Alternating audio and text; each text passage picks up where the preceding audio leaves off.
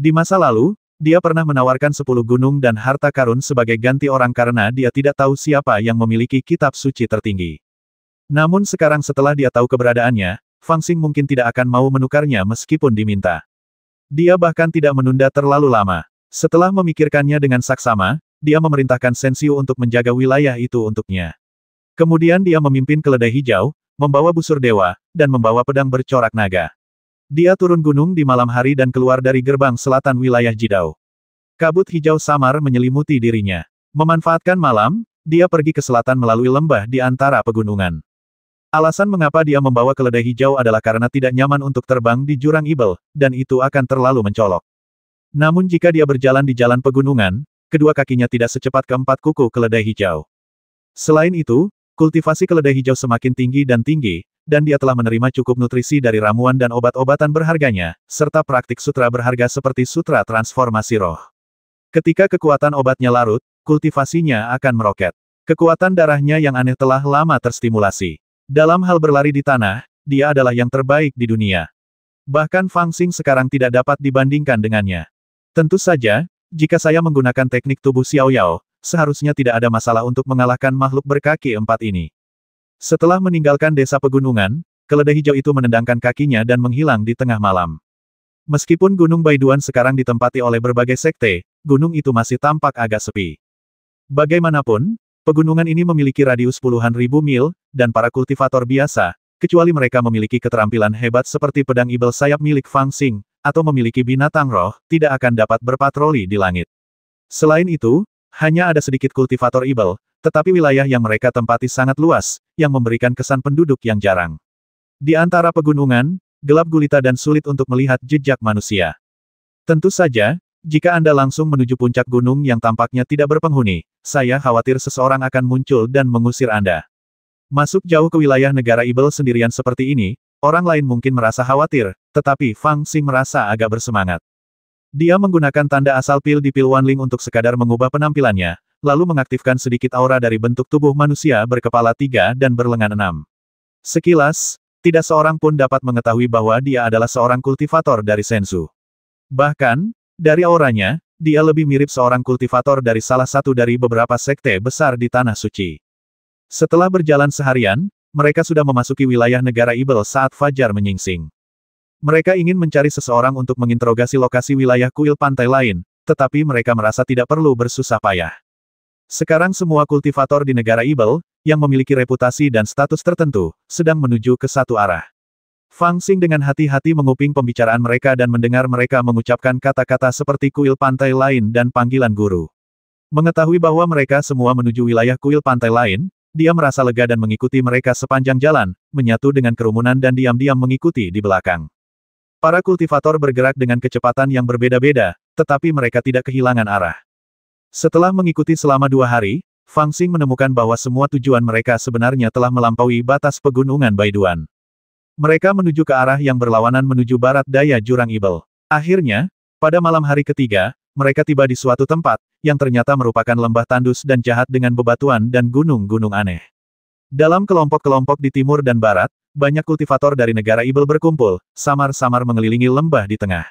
Di sisi barat lembah, mereka tiba-tiba melihat sekelompok biksu berkumpul, duduk di tanah dengan diam melantunkan kitab suci. Para biksu yang datang semuanya berjalan mendekati rombongan biksu itu, membungkuk hormat, dan tanpa berkata apa-apa, mereka pamit dan mencari tempat duduk. Melihat postur ini, aku pikir ini pasti seseorang dari kuil Tanah Suci. Fang Xing mendapat sebuah ide dalam benaknya, jadi dia mencari tempat duduk dan melihat sekelilingnya dengan saksama. Tak lama kemudian, matanya tertuju pada seorang biksu yang sedang duduk bersila di atas teratai batu hitam di antara para biksu. Pria itu kurus dan berkulit gelap. Usianya sulit diketahui. Ia mengenakan jubah biksu yang terbuat dari linen kasar. Ia sama sekali tidak tampak anggun, tetapi tampak tegas. Teratai batu hitam tempat ia duduk membuatnya lebih tinggi dari biksu lainnya. Ketika para biksu datang ke depan kelompok biksu untuk memberi hormat, mata mereka jelas tertuju padanya. Seharusnya mudah untuk mengenalinya, tetapi karena auranya terlalu biasa, mereka hampir tidak mengenalinya. Dilihat dari auranya, biksu itu tampak tidak memiliki kekuatan sama sekali, tetapi banyak biksu di sekitarnya memiliki kekuatan magis yang besar dan tidak boleh diremehkan. Sekaranglah saatnya orang-orang barbar dari timur memasuki jurang Ibel dan bersaing dengan kita untuk mendapatkan keberuntungan. Kita harus mempertahankan wilayah kita dengan baik dan mencegah mereka menyerang wilayah kita. Pada saat kritis ini, mengapa para penguasa kuil Outer Shore memanggil kita ke sini? Sepanjang perjalanan, Fang Xing tidak menemukan informasi yang berguna. Banyak biksu tanah suci juga bingung tentang hal ini. Setelah tiba di sini, mereka bubar dan menemukan tempat untuk duduk bersila. Tentu saja, ada juga yang datang terlambat yang berbisik kepada para biksu yang datang lebih awal. Fang Xing duduk bersila di belakang sebuah batu besar, bersandar pada keledai hijau, dan membiarkan pikirannya bebas. Dia memperhatikan semua percakapan di sekitarnya. Entahlah, para guru kuil Outer Shore belum mengatakan apapun. Namun, bukan hanya kami yang datang. Lihatlah sekeliling, bahkan suku-suku kuno yang lebih dekat pun telah datang. Dapat dilihat bahwa situasinya tidak kecil. Terlebih lagi, Guru Huineng dari kuil Outer Shore adalah seorang penganut agama Buddha. Ia memanggil kami ke sini, dan pasti ada makna yang dalam. Kami hanya perlu menunggu. Saya pikir dalam 9 dari 10 kasus, akan ada harta karun langka yang muncul, yang juga merupakan peluang besar. Betapapun besarnya kesempatan itu, dapatkah itu dibandingkan dengan peti mati di langit? Diam saja. Bahkan para arhat dan bodhisattva pun tidak keberatan. Apalagi yang bisa kau dan aku katakan? Percakapan serupa terjadi satu demi satu. Fang Xing mendengarkan dengan saksama dan terkejut karena kebanyakan orang tidak tahu mengapa mereka datang. Akan tetapi, mereka mampu memanggil begitu banyak orang tanpa sepengetahuan para kultivator lainnya, yang benar-benar menunjukkan betapa besar prestise kuil Bian Shore. Terlebih lagi, melalui percakapan ini, Fang Xing akhirnya dapat memastikan identitas murid Buddha dari kuil Bian. Orang ini bernama Huineng, dan dia pasti musuh bebuyutan Sensiu. Jilid Taisang Daojing yang dia butuhkan juga jatuh ke tangannya. Setelah memastikan targetnya, Fang Xing merasa sedikit lega, dan mulai berjalan-jalan setiap kali dia tidak melakukan apa-apa, mengamati dengan saksama, dan mencari kesempatan untuk mengambil tindakan. Sepertinya satu-satunya cara adalah menculiknya. Setelah serangkaian pemeriksaan, Fang Xing menyipitkan matanya dan mengambil keputusan. Untuk berhadapan dengan murid Buddha dari kuil tepi lainnya, mustahil untuk membasminya secara langsung, jika tidak, kitab suci Tao tertinggi miliknya akan hilang. Saat ini, cara terbaik adalah memenjarakannya terlebih dahulu dan memaksanya untuk memberitahuku isi kitab suci Tao tertinggi, atau bahkan menangkapnya dan membawanya kembali ke Sungai Taiyin. Selama dia ditangkap, tidak akan sulit untuk mendapatkan isi kitab suci Tao tertinggi darinya dengan kitab suci alkimia tertinggi milikku sendiri. Kemudian aku bisa mengawasinya dan membiarkan Sensiu bertarung dengannya. Aku tidak percaya bahwa si idiot Sensiu ini tidak akan memenangkan argumen. Akan tetapi, tampaknya murid Buddha itu tidak memiliki banyak kemampuan, tetapi para biksu di sekitarnya adalah para master. Ada 4 atau 5 biksu yang kekuatannya tidak kalah dari orang yang mengantarkan surat kepadanya hari itu. Selain itu, ada banyak master tanah suci di sekitarnya. Jika dia bertindak di depan begitu banyak orang, dia akan mencari kematian. Jika dia gagal dan dijebak oleh para kultivator lain, belum lagi dirinya sendiri, bahkan orang aneh dari 700 tahun yang lalu itu akan berada dalam masalah. Pokoknya, mereka berkumpul di sini, mereka tidak mungkin hanya datang untuk menonton kesenangan, mereka pasti punya rencana. Jika harta karun langka akan muncul di sini, maka semua pembudidaya akan memperebutkannya bersama-sama, dan akan terjadi kekacauan. Kalau begitu, aku bisa bertindak sesuai situasi dan menculik mereka lalu pergi. Fang Xing berpikir diam-diam, dan bersembunyi di samping menunggu kesempatan. Menurutnya, jika benar-benar ada harta karun langka yang muncul di dunia, itu tidak akan memakan waktu lama. Lagi pula, sekarang di daerah Gunung Baiduan, konfrontasi antara para biksu Senzu dan Tanah Suci sangat sengit, dan Tanah Suci lemah sejak awal, tetapi semakin banyak sekte biksu Senzu yang datang, dan Tanah Suci kekurangan orang saat ini, dan tidak mungkin membiarkan begitu banyak orang ditarik ke lembah yang kacau ini untuk membuang-buang waktu. Jika ada perubahan yang tidak normal, itu akan berakhir dalam sekejap. Gagasan ini tidak salah, tetapi setelah menunggu lebih dari sehari, tidak ada gerakan. Para biksu dari kuil Outer Shore tenang. Mereka tidak minum setetes air pun selama seharian. Mereka duduk di sana seperti patung batu atau kayu. Para biksu dari seluruh tanah suci, meskipun sedikit cemas, memaksakan diri untuk menanggungnya. Tidak ada yang keberatan, seolah-olah mereka sangat percaya pada kuil Outer Shore.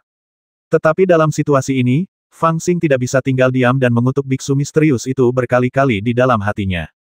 Novel terbaru diterbitkan pertama kali di Liu 9 Suba. Lupakan saja, karena harta karun yang kau tunggu tidak muncul, aku akan memasang perangkap untukmu agar harta karun itu muncul. Setelah berpikir lama, Fang Xing diam-diam mengambil keputusan, tiba di tempat yang sunyi, dan sosoknya berubah menjadi bayangan samar, terbang langsung ke lembah. Medan di lembah itu rumit, dengan jurang di lembah, punggungan di jurang, dan lapisan gunung yang sulit dibedakan. Jika diperhatikan dengan saksama, tidak ada yang misterius tentangnya. Sulit untuk menebak apa niat kuil Bian menyembunyikan orang-orang di sini. Namun, Fang Xing tidak mempedulikannya. Dia menghindari sosok manusia dan menyelinap ke suatu tempat di lembah yang tidak mudah ditemukan. Dia memilih gua tersembunyi dan berjongkok di dalamnya untuk mengutak-atiknya.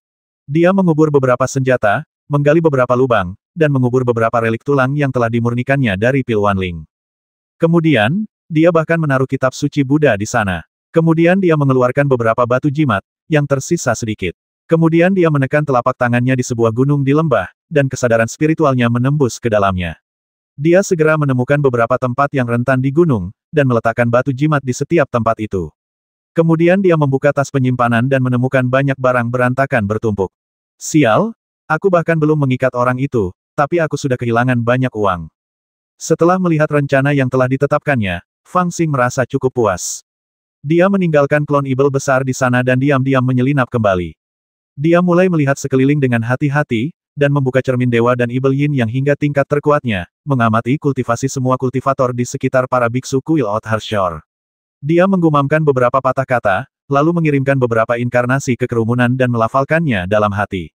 1, 2, 3, jalan. Klon ibel besar yang ditinggalkannya di lembah tiba-tiba menuangkan semua energi spiritualnya ke gunung. Seketika, energi spiritual mengaktifkan batu jimat. Meskipun energi spiritual tidak cukup untuk meledakkan batu jimat setelah tersebar, itu segera menyebabkan perubahan. Cahaya keemasan dan merah yang menyilaukan bersinar dari seluruh gunung. Kekuatan yang kuat segera meruntuhkan pegunungan, dan terungkap bahwa itu runtuh dengan ledakan keras. Dan di samping gunung yang runtuh itu, tiba-tiba muncul sebuah senjata patah di udara, seolah terangkat oleh kekuatan ledakan itu. Di luar lembah, perubahan mendadak ini hanya mengejutkan para petani, dan banyak mata melupakan masa lalu. Pada saat ini, klon ibel besar Fang Xing yang tetap berada di tengah kerumunan mulai berteriak pada saat yang sama sebuah harta karun langka telah muncul, cepatlah dan rebutlah. Sebuah harta karun langka telah lahir. Teriakan ini menyebabkan kekacauan besar di antara para biksu tanah suci di sekitar lembah. Ledakan tiba-tiba di lembah itu telah membuat semua biksu ketakutan dan mereka memusatkan seluruh perhatian mereka di sana. Selain itu, sebagian besar biksu dipanggil oleh kuil pantai lain dan telah menunggu lama. Mereka telah lama bertanya-tanya apa yang akan muncul di lembah itu. Sekarang, permainan biola Fang Xing membuat semua biksu secara tidak sadar menghubungkan perubahan di lembah itu dengan niat kuil pantai lain. Ditambah dengan teriakan di sekitar mereka, mereka secara tidak sadar sedikit mempercayainya. Mungkinkah para penguasa kuil pantai lain benar-benar ingin kita datang ke sini dan menunggu harta karun langka itu muncul? Lihatlah lembah itu, cahaya yang berharga membubung ke langit, dan energi yang dahsyat menderu. Bukankah ini pertanda datangnya harta karun langka ke dunia? Semua pembudidaya berdiri dan menatap ke lembah dengan mata tajam, tetapi mereka hanya melihat puncak-puncak yang runtuh dan cahaya yang berharga di mana-mana. Beberapa sisa pasukan terhempas ke langit. Orang-orang dengan mata tajam dapat melihat bahwa kualitasnya sangat luar biasa. Selain itu, meskipun ledakan di lembah itu tiba-tiba, itu tidak ganas, yang tidak membuat mereka merasa takut. Semua orang bersemangat dan bergegas ke lembah dengan rakus. Fang Xing menatap dengan dingin, tetapi tiba-tiba menyadari bahwa tidak cukup banyak orang yang memasuki lembah saat ini, dan situasinya tidak cukup kacau. Para biksu klan kuno yang mulia itu masih menonton dengan tenang di samping, dan hanya mengirim bawahan mereka ke lembah untuk menonton. Para biksu dari kuil tepi lain mengerutkan kening, dengan ekspresi bingung, dan tidak ada yang bergerak. Jelas bahwa momentum yang diciptakannya tidak cukup untuk secara langsung membuat para biksu tanah suci terpesona. Mari kita lihat seberapa lama kamu bisa bertahan. Fang Xing mencibir, lalu dia berubah wujud menjadi beberapa klon ibel raksasa, dan menyerbu ke dalam lembah bersama kerumunan. Ada senjata dewa yang setengah rusak di sini. Senjata itu memiliki aura jahat yang mengerikan dan penuh dengan tanda-tanda sihir. Mungkinkah itu adalah senjata abadi yang setengah rusak? Sebenarnya ada tanaman obat roh abadi yang tumbuh di sini. Apakah ini benar-benar tanah yang penuh dengan keberuntungan? Ya dewa, ada kitab suci yang sangat berharga di sini, yang mencatat metode kultivasi, metode penghancuran energi kuno. Ramuan ini milikku. Siapapun yang berani merebutnya dariku, aku akan melawanmu. Saat klon Fang Xing memasuki lembah, suara seruan terdengar satu demi satu, bahkan bercampur dengan suara perkelahian. Informasi yang dikeluarkan dari berbagai teriakan itu langsung membuat para kultivator yang awalnya tenang dan masih menonton tidak bisa duduk diam. Tidak seorang pun akan mengira bahwa suara seruan ini palsu. Bagaimanapun, semua orang adalah kultivator tanah suci dan saling mengenal dengan baik.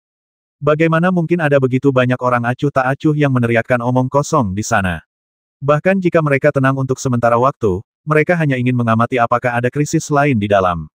Tetapi sekarang, melihat bahwa tidak ada krisis, tetapi harta yang tak terhitung jumlahnya muncul di dalam, siapa yang masih akan berdiri di luar dengan bodoh? Para guru di kuil Higan berkata, siapapun yang meraihnya terlebih dahulu akan mendapatkannya, jadi jangan terburu-buru, siapa cepat dia dapat. Di tengah kekacauan itu, tidak seorang pun tahu siapa yang meneriakkan itu, dan lembah itu tiba-tiba menjadi semakin kacau. Karena siapapun yang mendapatkannya lebih dulu, maka dialah yang akan mendapatkannya, mengapa repot-repot bersikap sopan. Hal yang benar untuk dilakukan adalah mendapatkannya lebih dulu. Terdengar suara gemuruh dan kekacauan. Hampir tidak ada seorang pun yang tinggal di luar lembah. Hanya 3 kelompok orang yang masih menonton. Mereka adalah orang-orang dari 3 klan kuno. Bukannya mereka tidak tergoda, tetapi mereka mengirim sebagian besar pasukan mereka untuk memperjuangkannya terlebih dahulu. Putra Dewa masih tertinggal di luar, menatap para pendeta kuil Oathhershore dengan mata bingung, seolah-olah dia ingin bertanya apa yang terjadi dengan harta karun aneh yang tiba-tiba ini. Masih belum tergoda. Kalau begitu, tambah lagi bahan bakar ke dalam api. Fang Xing mencibir dan diam-diam memerintahkan klon ibel besarnya untuk mengeluarkan harta karun yang dibawanya dari Menara Wanbao. Tidak lama kemudian, dia tiba-tiba mendengar setengah keheningan di lembah, dan kemudian terjadi keributan. Seseorang berteriak keras, "Hei, kawan, berhenti, apakah itu baju zirah emas dingin gelap misterius di tanganmu? Cepatlah tinggal di sini, kalau tidak jangan salahkan aku karena bersikap kejam." Baju zirah emas dingin Xuan Ming. Di luar lembah, bahkan putra-putra dewa dari 3 klan kuno sangat terkejut. Baju zirah ini terbuat dari logam yang sangat langka di dunia. Secara alami, baju zirah ini dingin dan dapat melarutkan 30% kekuatan sihir lawan. Baju zirah ini hanyalah senjata penyelamat hidup. Jika 2 kultivator yang seimbang di alam jin dan mengenakan baju zirah ini, maka dia pasti menang. Baju zirah jenis ini sangat langka bahkan di Senzu, jika tidak, baju zirah ini tidak akan ditempatkan di lantai 7 Menara Wanbao. Di Tanah Suci, di mana sumber daya langka, nilainya hanya akan lebih tinggi, terutama dalam situasi saat ini di mana perang akan segera dimulai, baju zirah ini bahkan lebih tak ternilai harganya. Bahkan Fang Xing telah menyimpan baju zirah itu dengan baik, tetapi dia masih dalam tahap mengasah seni bela dirinya dan tidak ingin mengenakan baju zirah, jadi dia tidak pernah memakainya. Bahkan baju zirah perak berkualitas tinggi yang telah dia lepas dari Lu Fengxian dikenakan pada King Lu olehnya. Meskipun set ini bagus, itu bukanlah baju zirah emas dingin Xuan Ming tingkat atas di matanya, jadi itu hanya bisa digunakan sebagai umpan. Ini, ketiga putra dewa suku kuno itu tercengang di tempat, mata mereka berkedip-kedip. Setelah tengah hari, putra dewa dari suku yang paling dekat dengan lembah itu tiba-tiba berubah menjadi meteor dan langsung menerjang ke lembah. Ketika 2 putra dewa lainnya melihatnya bergerak, mereka buru-buru mengejarnya ke dalam lembah. Tanah suci bersifat suka berperang, dan 10 klan kuno lebih seperti lawan daripada sekutu. Mereka semua setara, jadi tentu saja mereka tidak ingin orang lain mendapatkan baju besi yang begitu berharga dengan mudah. Jika 1 orang tidak bergerak, 2 orang tidak akan bergerak. Jika 1 orang bergerak, 2 orang lainnya harus bergerak. Ketika mereka bertiga bergegas ke lembah, para pelayan dan pengikut klan secara alami bergegas dengan tergesa-gesa, dan dalam sekejap tidak ada seorang pun yang tersisa. Hanya para pendeta ini yang tersisa. Fang Xing bersembunyi dalam kegelapan, tertawa pelan. Pada saat ini, di luar lembah, hanya para biksu dari kuil Bian yang tampak tenang dan kalem. Mereka semua tampak terkejut dan bingung, dan mereka tidak mengerti bagaimana harta karun langka ini bisa ada di dunia. Beberapa dari mereka bahkan lebih waspada dan mengerutkan kening. Namun, mereka tidak yakin apakah perubahan ini baik atau buruk. Bagaimanapun, jurang ibel itu misterius, dan hukum langit dan bumi sedang runtuh. Bahkan kuil pantai lain mereka tidak dapat menjelaskan misteri itu dalam beberapa kata. Meskipun dalam perhitungan mereka, kemunculan harta karun eksotis ini sangat tiba-tiba, mungkinkah benar-benar ada beberapa harta karun rahasia di sini? Terlebih lagi, ini adalah pedalaman wilayah Tanah Suci. Kemungkinan para kultivator Senzu memasang jebakan di sini hampir nol. Keterampilan mengamati Qi tidak dapat melihat bahaya apapun, dan hampir dapat dipastikan bahwa lembah itu aman. Akibatnya, mereka bahkan tidak dapat berbicara untuk menghentikannya, dan hanya dapat melihat dengan tatapan kosong. Tentu saja, Fang Xing siap menghadapi ketenangan kelompok biksu ini. Ketika terdengar suara seruan dari lembah dari mana datangnya kitab suci Buddha berwarna emas. Ya ampun, aku pernah mendengarnya. Apakah ini kitab suci yang ditulis oleh seorang penganut agama Buddha sejati? Jangan ambil itu, dan sumbangkan sutra ini ke kuil Bian sebagai imbalan atas jasa. Dan di sini, cahaya yang berharga itu berkilauan. Apakah ini sebuah relik? Ketika serangkaian seruan dan raungan terdengar, wajah para biksu di kuil Bian tiba-tiba berubah pada saat yang bersamaan. Kakak, mungkin saja itu benar. Seorang biksu yang duduk di sekitar murid Buddha itu berdiri dan berbisik mendesak. Saya pernah mendengar bahwa hanya biksu yang telah mendengar ajaran Buddha sejati yang dapat mengklaim dirinya sebagai biksu ketika mereka menulis ajaran Buddha sejati. Kitab suci yang berharga itu sangatlah penting. Munculnya harta karun Buddha di sini hanya dapat membuktikan bahwa spekulasi kita sebelumnya benar. Pada saat itu, beberapa orang di sekitar para pengikut Buddha kuil pantai lainnya berdiri satu demi satu, dengan ekspresi keheranan dan kecemasan di wajah mereka. Novel terbaru diterbitkan pertama kali di Liu 9 Suba. Ambil itu. Bahkan murid Buddha pun hanya bisa mengerutkan kening dan melambaikan tangannya dengan lembut saat ini. Wus, wus, wus, wus. Para biksu, yang telah lama tertarik dengan kata-kata kitab suci Buddha dan relik, segera bergegas keluar dalam 7 atau 8 sosok dengan kecepatan yang luar biasa cepat, dan menghilang ke dalam lembah dalam sekejap. Awalnya ada 13 biksu yang menemani murid Buddha, tetapi sekarang hanya tersisa 4 atau 5. Tampaknya keempat atau 5 orang ini sama sekali tidak berniat memasuki lembah. Tugas mereka adalah melindungi murid Buddha dari kuil tepi lain. Sudah waktunya, Fang Xing, yang bersembunyi dalam kegelapan, segera mengambil keputusan. Ia melompat, menarik busur dewa, dan dalam sekejap, menarik tali busur hingga panjang penuh. Sekarang, meskipun pengikut Buddha itu masih dilindungi oleh 4 atau 5 orang, Fang Xing sudah tahu bahwa dia tidak akan pernah memiliki kesempatan yang lebih baik dari sekarang.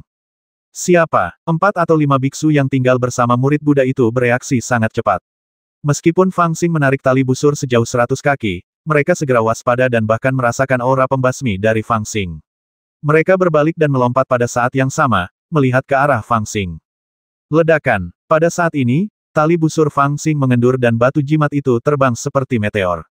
Jaraknya hanya 100 kaki, begitu dekatnya sehingga saat batu jimat itu lepas dari tangannya, batu itu meledak di samping murid Buddha itu. Melindungi Sang Buddha. Pada saat ini, salah satu dari 4 atau 5 biksu berteriak, dan hampir pada saat yang sama, cahaya kemasan bersinar dari tubuh mereka, membentuk serangkaian cahaya kemasan yang tampak nyata, berputar di sekitar tubuh mereka dan berubah menjadi cahaya berlian yang tak terkalahkan. Sayangnya, batu jimat itu datang terlalu cepat dan meledak terlalu cepat. Ketika cahaya berlian di tubuh mereka pertama kali muncul, itu sudah ada di samping mereka. Ketika meledak, 4 atau 5 dari mereka hanya bisa melindungi murid Buddha itu dengan tubuh mereka. Ketika mencapai sekitar teratai hitam, cahaya merah yang mengejutkan meledak, menenggelamkan jarak puluhan kaki di sekitarnya. Pada saat ini, Fang Xing menginjak tanah dengan kedua kakinya, mengaktifkan teknik tubuh Xiao Yao, membentangkan sayap ibel pedang di belakangnya, dan meluncur melalui kehampaan.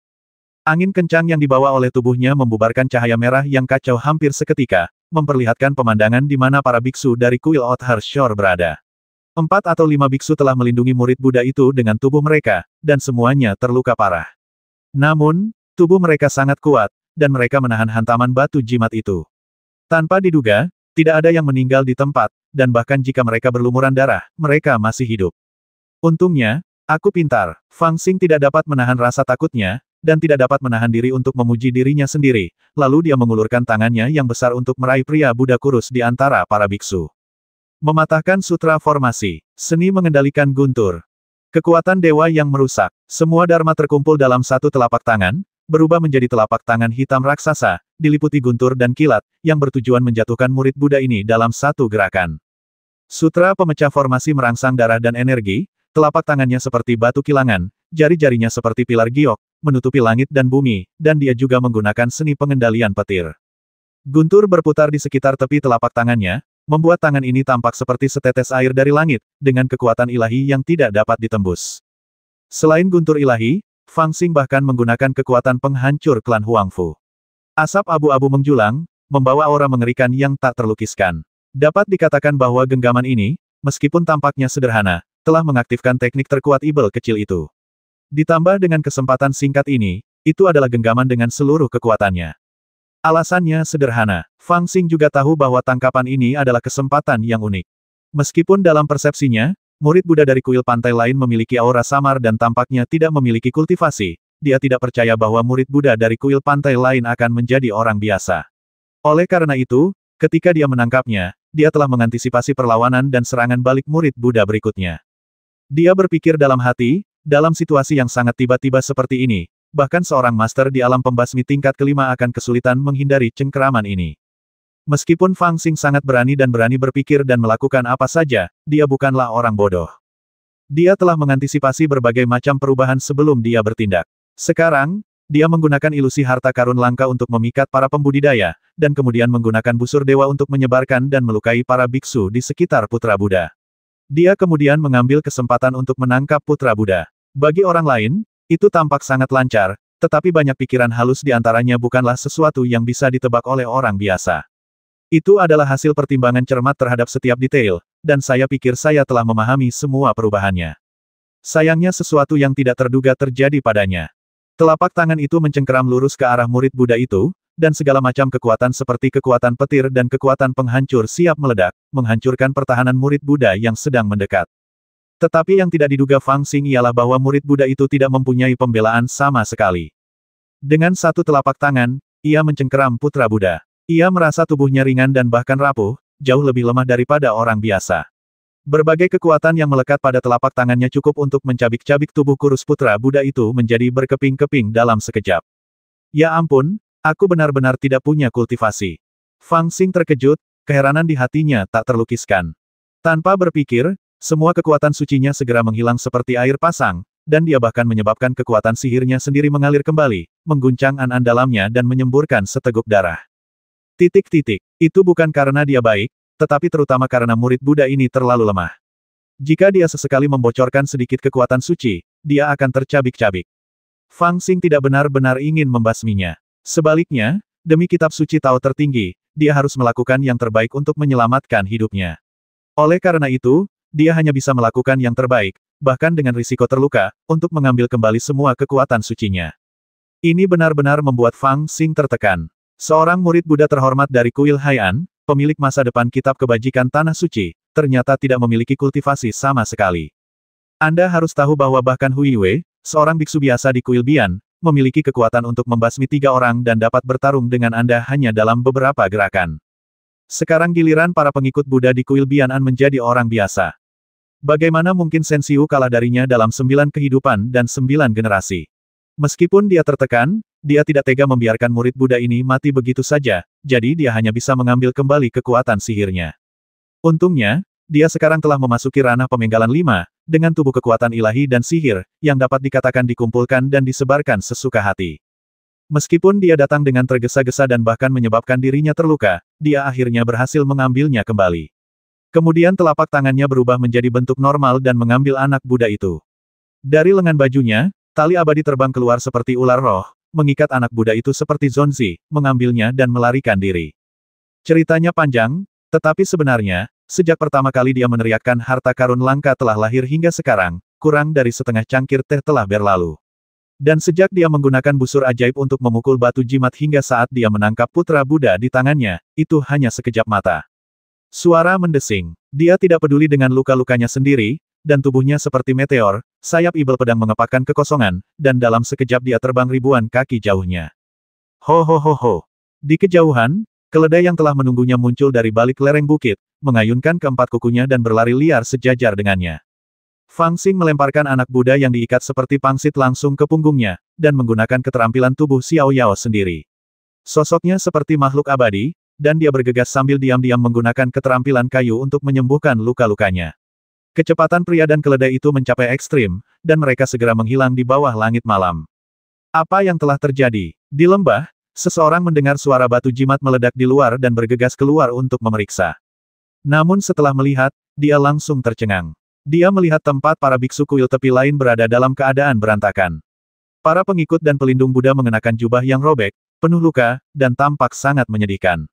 Beberapa bahkan terluka parah dan sekarat. Orang yang memiliki kultivasi lebih tinggi dan luka yang tidak terlalu serius berusaha sekuat tenaga untuk bangkit. Suaranya panik dan melengking, dan dia bahkan berteriak ke langit malam yang jauh dengan nada menangis. Putra Buddha telah diculik. Teriakan ini mengejutkan semua biksu di Tanah Suci.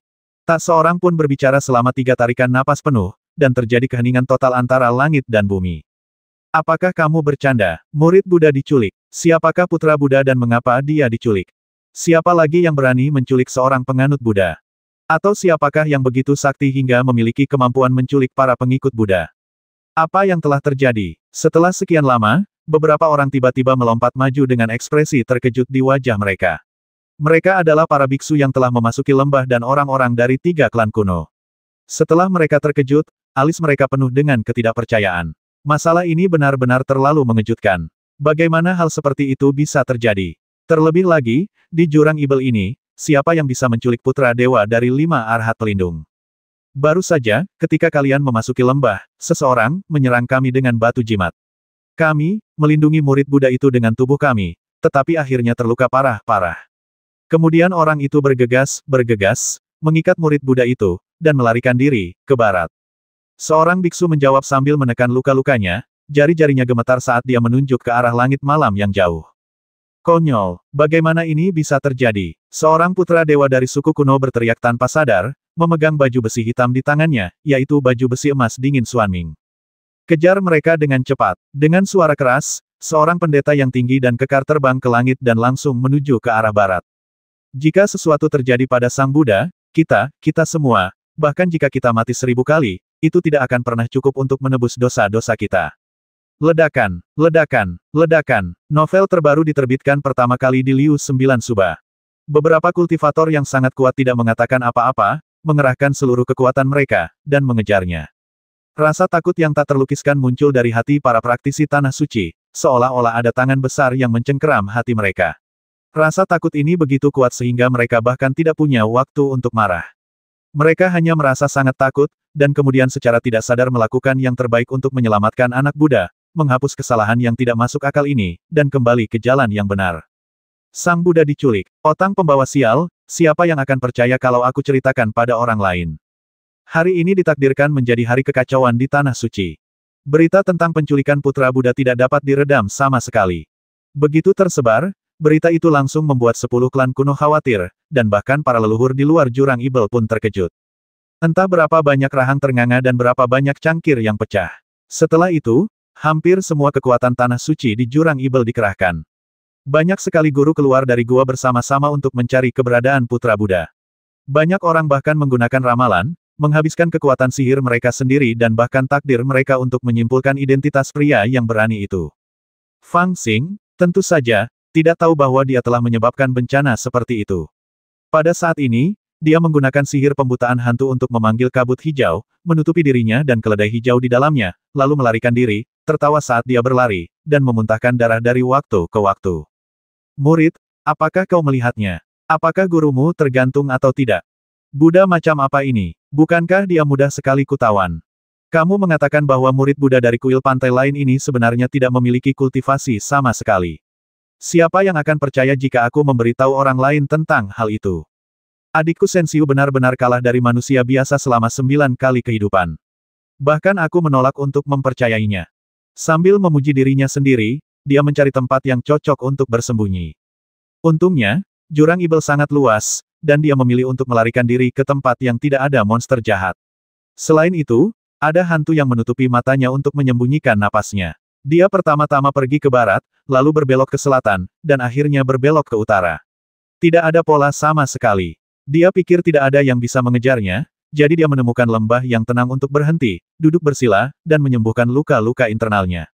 Saat itu, dia sangat ingin menarik kembali kekuatan sucinya, yang menyebabkan cedera serius pada andalamnya. Jika bukan karena fisiknya yang kuat, dia tidak akan bisa melarikan diri sejauh ini. Selain itu, kekuatan sihirnya terbalik, dan meridiannya tidak teratur. Itu bukan sesuatu yang bisa diperbaiki dengan sihir kayu sederhana. Dia harus mengatur pernapasannya. Ia membentuk formasi besar dan memberitahu keledai hijau untuk mengawasi murid Buddha itu dengan saksama. Jika ia tidak berperilaku baik, ia akan menendangnya dengan kukunya. Kemudian ia menenangkan diri dan mengatur napasnya. Selama proses ini, murid Buddha itu cukup jujur. Dia tidak mengatakan sepatah kata pun. Dia hanya duduk bersila dan membaca kitab suci tanpa ada tanda-tanda panik. Fang Xing akhirnya membuka matanya setelah 1 jam dan perlahan mengembuskan napas yang merah. Namun, semangatnya telah menjadi kuat kembali, dan matanya bersinar. Jelas bahwa luka-luka internalnya telah sepenuhnya terkendali. Baru kemudian dia menoleh dan dengan hati-hati melihat murid Buddha itu, wajahnya penuh dengan kecurigaan dan rasa ingin tahu, seolah-olah dia sedang memikirkan sesuatu. Apakah Anda murid Buddha dari Kuil Hian? Ia berbicara karena penasaran, matanya menjelajahi murid Buddha itu. Setelah menatapnya beberapa saat, ia merasa sedikit kecewa dan berpikir, murid Buddha ini sangat miskin. Ia tidak memiliki kultivasi, ia bahkan tidak memiliki harta apapun. Bagaimana mungkin ia malu menjadi murid Buddha? Murid Buddha dari kuil Othar Shore itu tidak membuka matanya sampai saat ini. Dia menatap Fang Xing dengan tenang dan berbisik, aku Huineng. 10.000 tahun yang lalu, aku hanyalah seorang biksu yang menyapu lantai di samping Sang Buddha. Bagaimana mungkin aku, seorang murid Buddha biasa, disebut sebagai murid Buddha? Namamu Huineng, jadi aku tidak salah tangkap orang. Fang Xing menatap biksu itu dengan pandangan aneh di matanya, dan tidak dapat menahan diri untuk bertanya, mengapa Anda seorang penganut agama Buddha, tetapi Anda tidak memiliki kultivasi sama sekali? Sang biksu tetap tidak menunjukkan ekspresi apapun di wajahnya, dan bertanya dengan tenang umat Buddha mempraktikkan ajaran Buddha, mengapa mereka perlu berlatih. Dahi, pertanyaan ini membuat Fang Xing bingung. Dia tidak tahu bagaimana menjawabnya.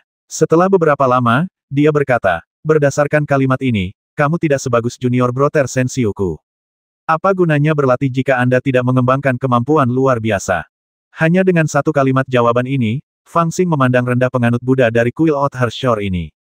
Tentu saja, tanpa sadar dia kehilangan kewaspadaannya. Dia mengira penganut Buddha ini bodoh. Dia mengira Paman Fang adalah orang yang sangat pintar. Dia tahu sejak hari pertama dia memasuki sekte tahu bahwa semua alam dan keabadian adalah palsu, dan hanya kekuatan yang nyata. Dan sekarang penganut Buddha ini memiliki status dan latar belakang yang begitu baik, dan dikelilingi oleh para guru besar, tetapi dia bersedia menjadi manusia biasa. Apalagi yang bisa dia lakukan selain menjadi orang bodoh? Bahkan biksu kecil Sensiu, meskipun tidak begitu pandai bertarung, memiliki keterampilan yang nyata. Sungguh membingungkan. Bagaimana Sensiu bisa kalah berkali-kali menghadapi lawan seperti itu? Fang Xing mengerutkan bibirnya dan memutuskan untuk tidak berbicara dengannya. Dia mencibir dan berdiri dari tanah.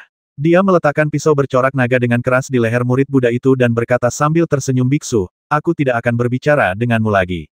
Serahkan buku sutra Dao tertinggi, atau kamu akan menderita. Murid Buddha itu menatap Fang Xing dengan tenang, wajahnya tenang tetapi tanpa kepanikan, yang mengejutkan Fang Xing. Biksu ini tampaknya tidak memiliki kultivasi, tetapi keberaniannya jauh lebih kuat daripada kebanyakan orang dengan kultivasi tinggi yang pernah dilihatnya. Namun, dia segera melotot padanya dengan niat membasmi di matanya, berpikir bahwa jika biksu itu bekerja sama, itu akan baik-baik saja, tetapi jika tidak, dia akan mematahkan salah satu lengannya terlebih dahulu. Kamu tidak akan membasmiku. Tak lama kemudian, murid Buddha itu tiba-tiba berbicara dengan lembut. Fang Xing tertegun sejenak, lalu melotot dan bertanya, kenapa? Sang Buddha Huineng berkata dengan tenang jika kau membasmiku, itu hanya akan membuatku melepaskan tubuh ini dan bereinkarnasi lagi. Namun dalam proses reinkarnasi, volume kitab suci Tao akan hilang di 6 alam dan tidak akan pernah ditemukan lagi. Apakah kamu meremehkanku? Fang Xing membelalakkan matanya, terkekeh, dan berkata, saat aku berada di tahap pembangunan fondasi, aku memiliki kemampuan untuk melenyapkan jiwa, apalagi sekarang. Yang ia maksud adalah untuk memperingatkan Huineng bahwa jika aku membasmimu, tubuh dan jiwamu akan hancur bersama. Apakah kau masih ingin menyimpan sebagian jiwamu untuk reinkarnasi? Itu hanya angan-angan belaka. Kemudian Huineng mendengarnya, tetapi menggelengkan kepalanya pelan dan berkata pelan kau tidak akan melakukannya. Meskipun aku hanya orang biasa, jiwa dan rohku adalah saudara kembar dengan saudara muda Sensiu. Sejak pertama kali kita berjuang untuk warisan Buddha sejati 10.000 tahun yang lalu, kita telah ditakdirkan untuk hidup bersama dan mati bersama. Jika kau membasmi jiwaku, dia juga tidak akan selamat. Apakah ada alasan untuk ini? Fang Xing mengerutkan kening dan tetap diam. Dia ingat apa yang dikatakan Sensiu. Hubungan antara Sensiu dan murid Buddha dari kuil Othar Shore cukup misterius. Dapat dikatakan bahwa mereka adalah malapetaka Buddha bagi satu sama lain dan ibel batiniah bagi satu sama lain. Hanya satu sama lain yang dapat menghancurkan satu sama lain. Keduanya sepakat untuk berdebat selama 10 kehidupan untuk menentukan kebudaan. Itu adalah sebuah kesepakatan. Setelah 10 kali berdebat, pemenangnya akan memurnikan jiwa yang lain dan menjadi murid Buddha sejati. Karena pemurnian semacam ini membutuhkan kemauan, tidak ada yang bisa memaksa yang lain. Singkatnya, sebab dan akibat dari keduanya sudah ditakdirkan. Pemenangnya akan menjadi Buddha dan yang kalah akan menjadi ibel batiniah. Hei, Fang Xing menggelengkan kepalanya, membuang jauh-jauh pikiran-pikiran itu, dan berkata dengan galak bahkan jika aku tidak bisa membasmimu, aku masih punya banyak cara untuk membuatmu menderita. Aku tidak sedang membual, aku punya setidaknya 108 cara untuk membuatmu berharap kau mati tetapi tidak hidup. Huineng melirik Fang Xing dengan tenang. Apakah itu menarik? Fang Xing tercekik dan tidak bisa bernapas untuk waktu yang lama. Dia terdiam lama sebelum berkata dengan sedih membosankan. Sejujurnya, Fang Xing juga orang yang paling pandai mengamati perkataan dan ekspresi orang. Dia benar-benar bisa mengatakan bahwa murid Buddha dari kuil tepi lain ini adalah orang yang sabar dan teguh hati. Menurut paman kelimanya, yang paling pandai menyiksa orang saat itu, orang menyebalkan semacam ini berkulit keras dan bertulang keras, dan lebih menghargai hatinya daripada hidupnya. Tubuhnya hanyalah alat, dan menyiksa mereka adalah yang paling membosankan. Itu sering membuat penyiksanya terdistorsi secara psikologis, tetapi mereka masih tampak menikmatinya. Jadi setiap kali Anda bertemu orang seperti ini, tidak perlu menyiksanya, dan Anda harus memikirkan cara lain. Aku tidak percaya, kau tidak bisa takut pada apapun, kan? Fang Xing menjadi tertekan dan bertanya dengan marah. Seorang biarawan tidak berbohong. Huineng berkata dengan tenang, lalu melirik Fang Xing dan berkata, aku benar-benar tidak takut pada apapun. Fang Xing langsung memutar matanya. Ia melihat sesuatu yang aneh dalam sorot mata murid Buddha ini. Meskipun ia tidak mengatakan sepatah kata pun yang kasar, entah mengapa, Fang Xing mendengar semacam makna aku tidak membual, kau hanya tidak bisa melakukan apapun padaku dalam kata-katanya. Aku akan mengantarmu pulang dulu. Kurasa aku tidak bisa menghadapimu. Fang Xing mencibir, merenung diam-diam di dalam hatinya, dan tidak bisa menahan tawa. Para murid Buddha telah diculik.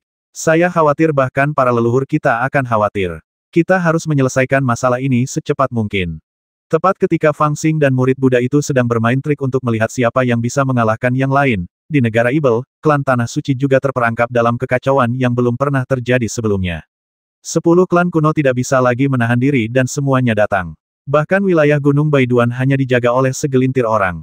Sisanya semua berkumpul di tempat murid Buddha itu diculik untuk membahas tindakan pencegahan. Saya telah mengaktifkan metode pelacakan rahasia klan saya untuk menemukan keberadaan Sang Buddha, tetapi tidak berhasil. Kadang-kadang, jejak napasnya akan bocor keluar, tetapi akan segera menghilang tanpa jejak. Orang itu pasti pandai menyembunyikan napasnya, dan dia pasti sangat kuat. Seorang lelaki berjubah perak dengan satu tanduk di dahinya mengerutkan kening dan berkata, dia adalah salah satu dari 10 klan kuno di Tanah Suci dan merupakan yang terbaik dalam pelacakan. Saya juga telah menyimpulkan 3 heksagram, tetapi saya hanya dapat menyimpulkan bahwa orang itu berada di arah barat daya.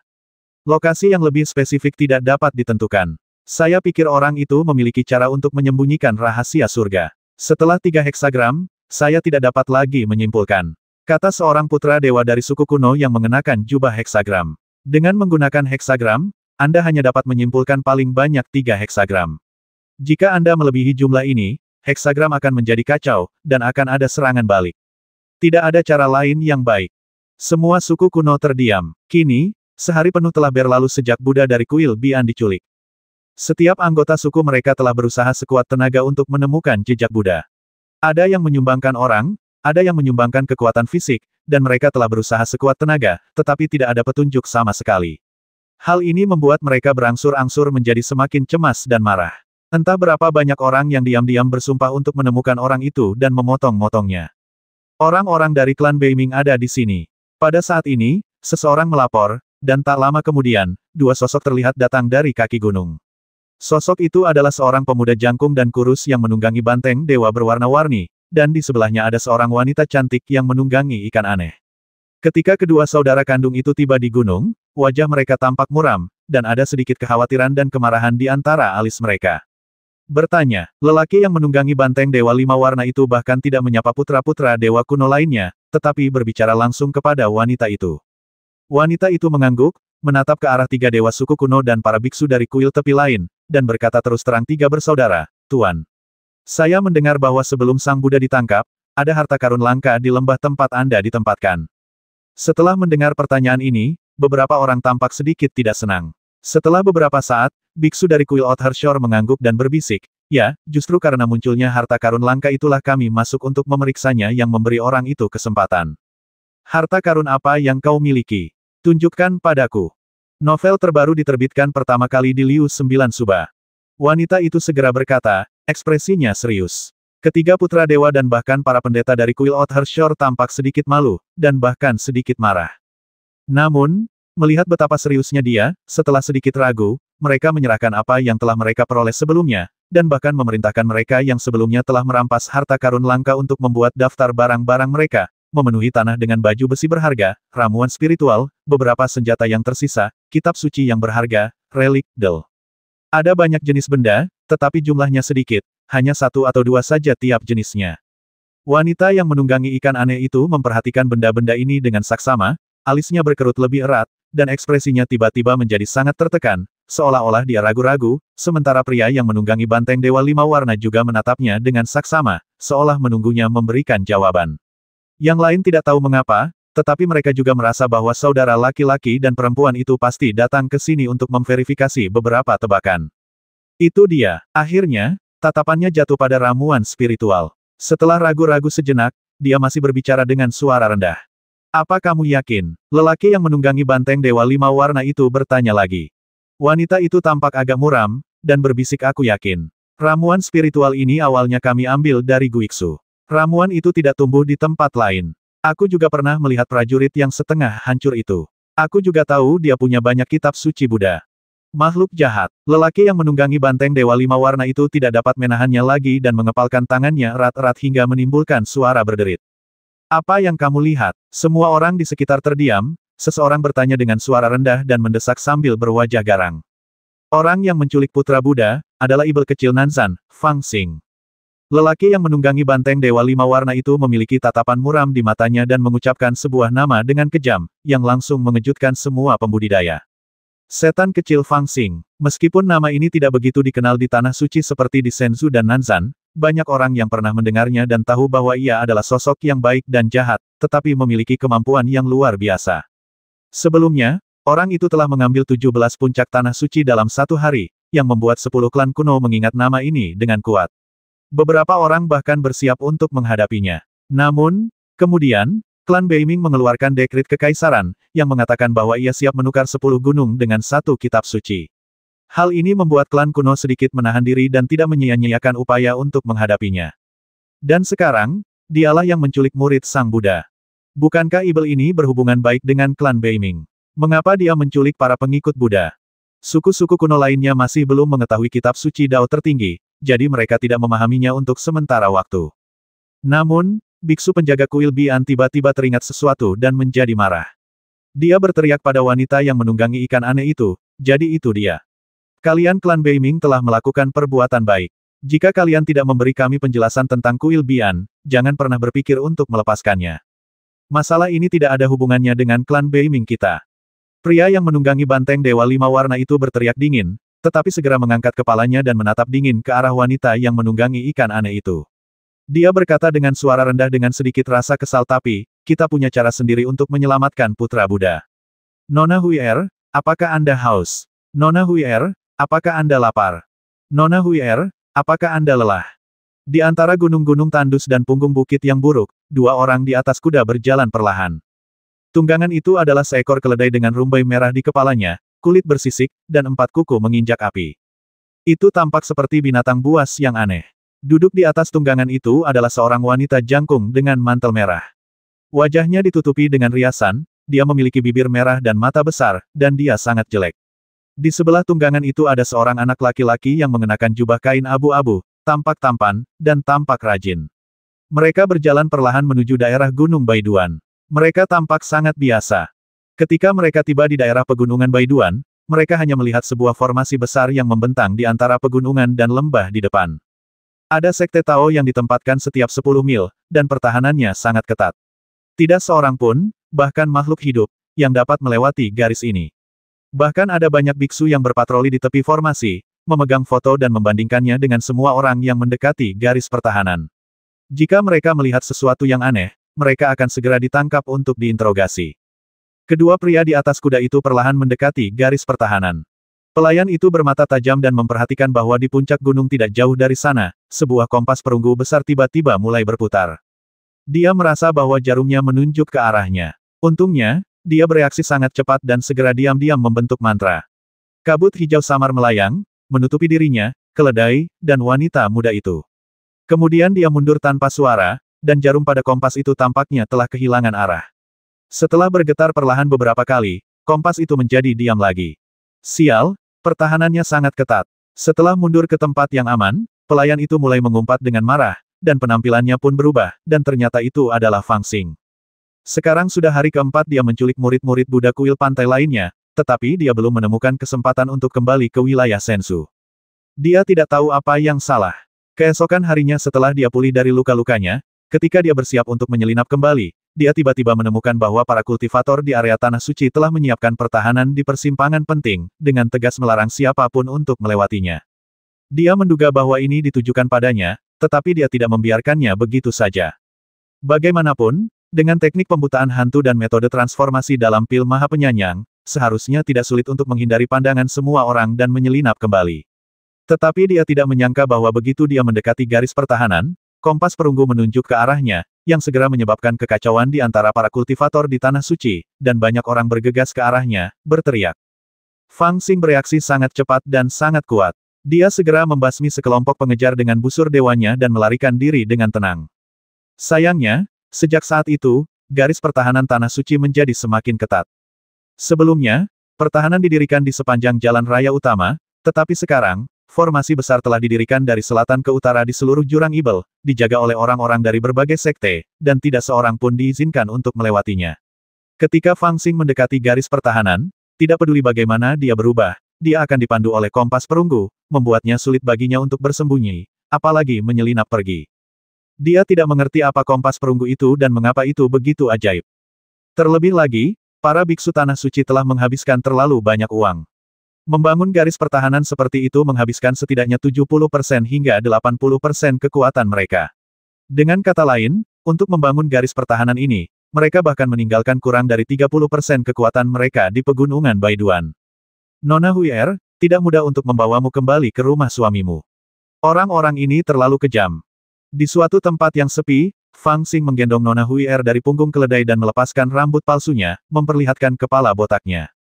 Dia adalah Huineng, murid Buddha dari kuil Bian. Dalam beberapa hari terakhir, Fang Xing telah mencoba menyelinap kembali beberapa kali, tetapi dia selalu menggunakan cara ini, menyamarkan Huineng sebagai seorang wanita dan menunggangi punggung keledai, dan dia mengikutinya di sampingnya dengan berpura-pura menjadi seorang pelayan.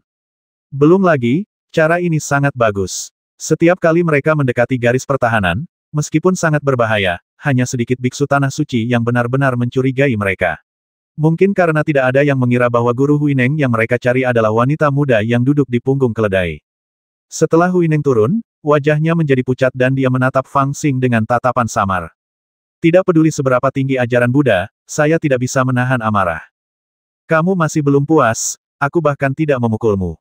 Fang Xing memutar matanya dan menatap Huineng dengan tatapan tajam. Karena aku sudah jatuh ke tanganmu, aku hanya akan menganggap semua hinaan sebagai bencana dan tidak perlu mengkhawatirkannya. Huineng berkata dengan tenang, lalu mengerutkan kening tapi bisakah kamu tidak memanggilku Nona Huier sepanjang waktu? Fang Xing tahu kenapa, Huineng berkata, kamu mengganggu bacaanku. Fang Xing langsung berhenti bicara dan dengan marah melemparkan kaki kelinci panggang dasar orang munafik. Huineng mengabaikannya, mengambil kaki kelinci, dan perlahan mulai memakannya, tidak menganggapnya sebagai pelanggaran sama sekali. Fang Xing menunjuknya dan berkata, lihat, kamu makan daging dengan santai. Di mana aturan dan regulasinya? Huineng berkata dengan tenang apa yang disebut aturan dan tata tertib upacara hanya untuk mengekang hati yang kasar. Hanya ketika keinginan untuk makan dan berhubungan telah sirna, seseorang dapat tenang dan memuja Buddha. Namun, hatiku semurni sumur kuno, dan aku mengabdikan diri kepada Buddha. Aku tidak peduli dengan 5 warna. Apa gunanya aturan dan tata tertib upacara? Fang Xing tersedak makanannya dan tidak bisa berkata apa-apa. Dia berkata dengan marah, kamu jauh lebih rendah dari junior broter Sensiuku. Dia harus dipaksa olehku untuk makan. Huineng berkata itu karena ajaran Buddhanya masih kurang. Itulah sebabnya dia ingin bebas tetapi tidak bisa bebas. Kamu benar, kamu benar. Fang Xing marah mengapa kamu tidak memukulku ketika kamu begitu benar. Aku tidak bisa mengalahkannya. Huineng tersenyum tipis, lalu perlahan merobek daging kaki kelinci itu untuk dimakan, namun mengabaikan Fang Xing, tatapannya santai. Fang Xing merasa sedikit marah lagi, dan dia merasa tidak dapat memenangkan pertengkaran dengan biksu ini. Sudah saatnya kau mengembalikanku. Setelah memakan kaki kelinci, Huineng berdiri dan mencuci tangannya di tepi sungai, lalu menyekat tangannya di punggung keledai hijau sambil berbicara. Keledai itu sangat tertekan dan tidak tahu apakah harus menghindar atau tidak. Ia terus menatap Fang Xing, bertanya-tanya apakah ia bisa menendang biksu ini pergi. Kau menginginkannya. Jika kau mampu, kabur saja sendiri. Fang Xing mengabaikan keledai itu dan hanya mengumpat balik dengan marah, tampak seperti sedang menertawakan kemalangan orang lain. Kenapa aku harus kabur? Kalau aku tinggal sama kamu, aku nggak cuma aman, tapi juga ada yang bisa memanggang kaki kelinci buatku. Perkataan Huineng membuat Fang Xing murka lagi, ia melotot marah ke arah biksu itu. Biksu ini benar-benar orang jahat. Dia tidak sadar bahwa dirinya adalah korban. Sebagai manusia biasa, dia butuh 3 kali makan sehari. Setiap kali dia lapar, dia langsung memberitahu Fang Xing. Namun, karena Fang Xing tidak membuat keributan dan bekerja sama dengan baik setiap hari, Fang Xing tidak merasa nyaman membuatnya kelaparan. Dia hanya menyodoknya dari waktu ke waktu. Namun, biksu ini dingin dan sarkastik, dan sering membuat Fang Xing tersedak sampai mati hanya dengan satu kata. Kalau begitu, jadilah sandera yang baik dan tunggu aku membawamu kembali ke rumah suamimu. Pada akhirnya, Fang Xing hanya bisa menjawab dengan marah. Huineng mendesah tenang dan berkata, tapi kalau kau tidak membiarkanku pergi, keadaan akan semakin buruk. Apa artinya? Fang Xing berbalik dan menatapnya. Novel terbaru diterbitkan pertama kali di Liu 9 Suba. Huineng terdiam beberapa saat, lalu berkata dengan tenang tidak apa-apa, ini semua takdir, aku bisa menerimanya. Bermain trik, Fang Xing melotot ke arah biksu itu dari belakang dan meludah diam-diam. Bahkan jika kita menggunakan sumber dao keluarga Beimingmu sebagai panduan dan menyempurnakan bimbingan jiwa untuk memastikan bahwa Ibel itu tidak dapat melarikan diri kembali ke wilayah Senzu, dia masih terlalu licin dan terlalu kuat. Kecuali dia dikelilingi oleh 2 atau 3 putra dewa, akan sulit bagi kita untuk mengejarnya jika dia ingin melarikan diri. Lagi pula, putra Buddha ada di tangannya, jadi kita harus bertindak hati-hati. Garis pertahanan ini hanyalah solusi sementara, bukan solusi permanen. Pada saat ini, di sebuah gunung 300 mil sebelah barat Gunung Baiduan, para dewa dari suku kuno Tanah Suci juga sedang berdiskusi. Ya, kita tidak tahu mengapa Ibel menculik murid Buddha itu. Itu pasti konspirasi Senzu. Sekarang situasi perang di daerah Gunung Baiduan mendesak, dan kita tidak punya waktu untuk disia-siakan. Jika setelah beberapa waktu, Ibel kecil itu menghubungi Senzu, dengan kerjasama dari dalam dan luar, saya khawatir akan sulit bagi kita untuk menahannya di pantai ini. Kita harus mencari tindakan balasan lain. Para putra dewa dari berbagai suku berdiskusi dengan suara dingin, tetapi mata mereka hanya tertuju pada 2 saudara kandung dari keluarga Beiming.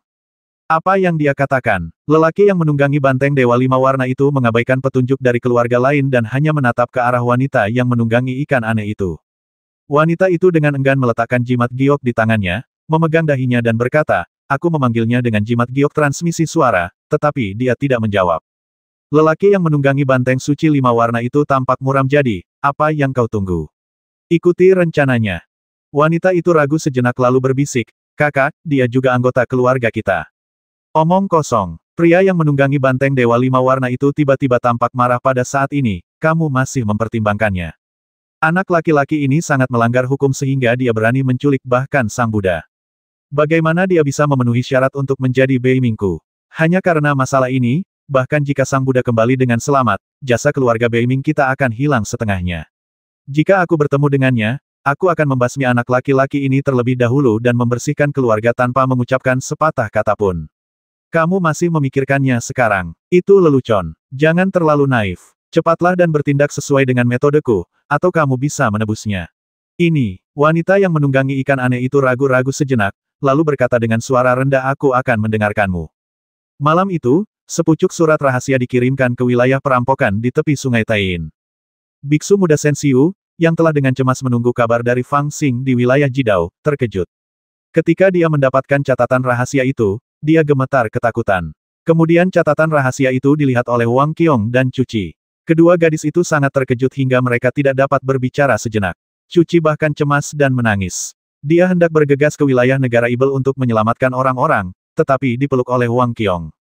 Segera, berita ini menyebar ke sebagian besar wilayah Senzu, menyebabkan kegemparan. Ada yang bersukacita atas kemalangan itu, ada yang gelisah, ada yang berdiskusi tentang tindakan penanggulangan, dan ada pula yang menonton dengan dingin. Hanya ada satu kalimat dalam catatan rahasia itu. Fang Xing ingin merampok para pengikut Buddha, tetapi tanah suci telah hilang dan dalam bahaya. Berita bahwa Fang Xing ingin menculik murid Buddha dan kehilangan tanah suci bagaikan batu besar, yang menyebabkan kegemparan besar di Senzu.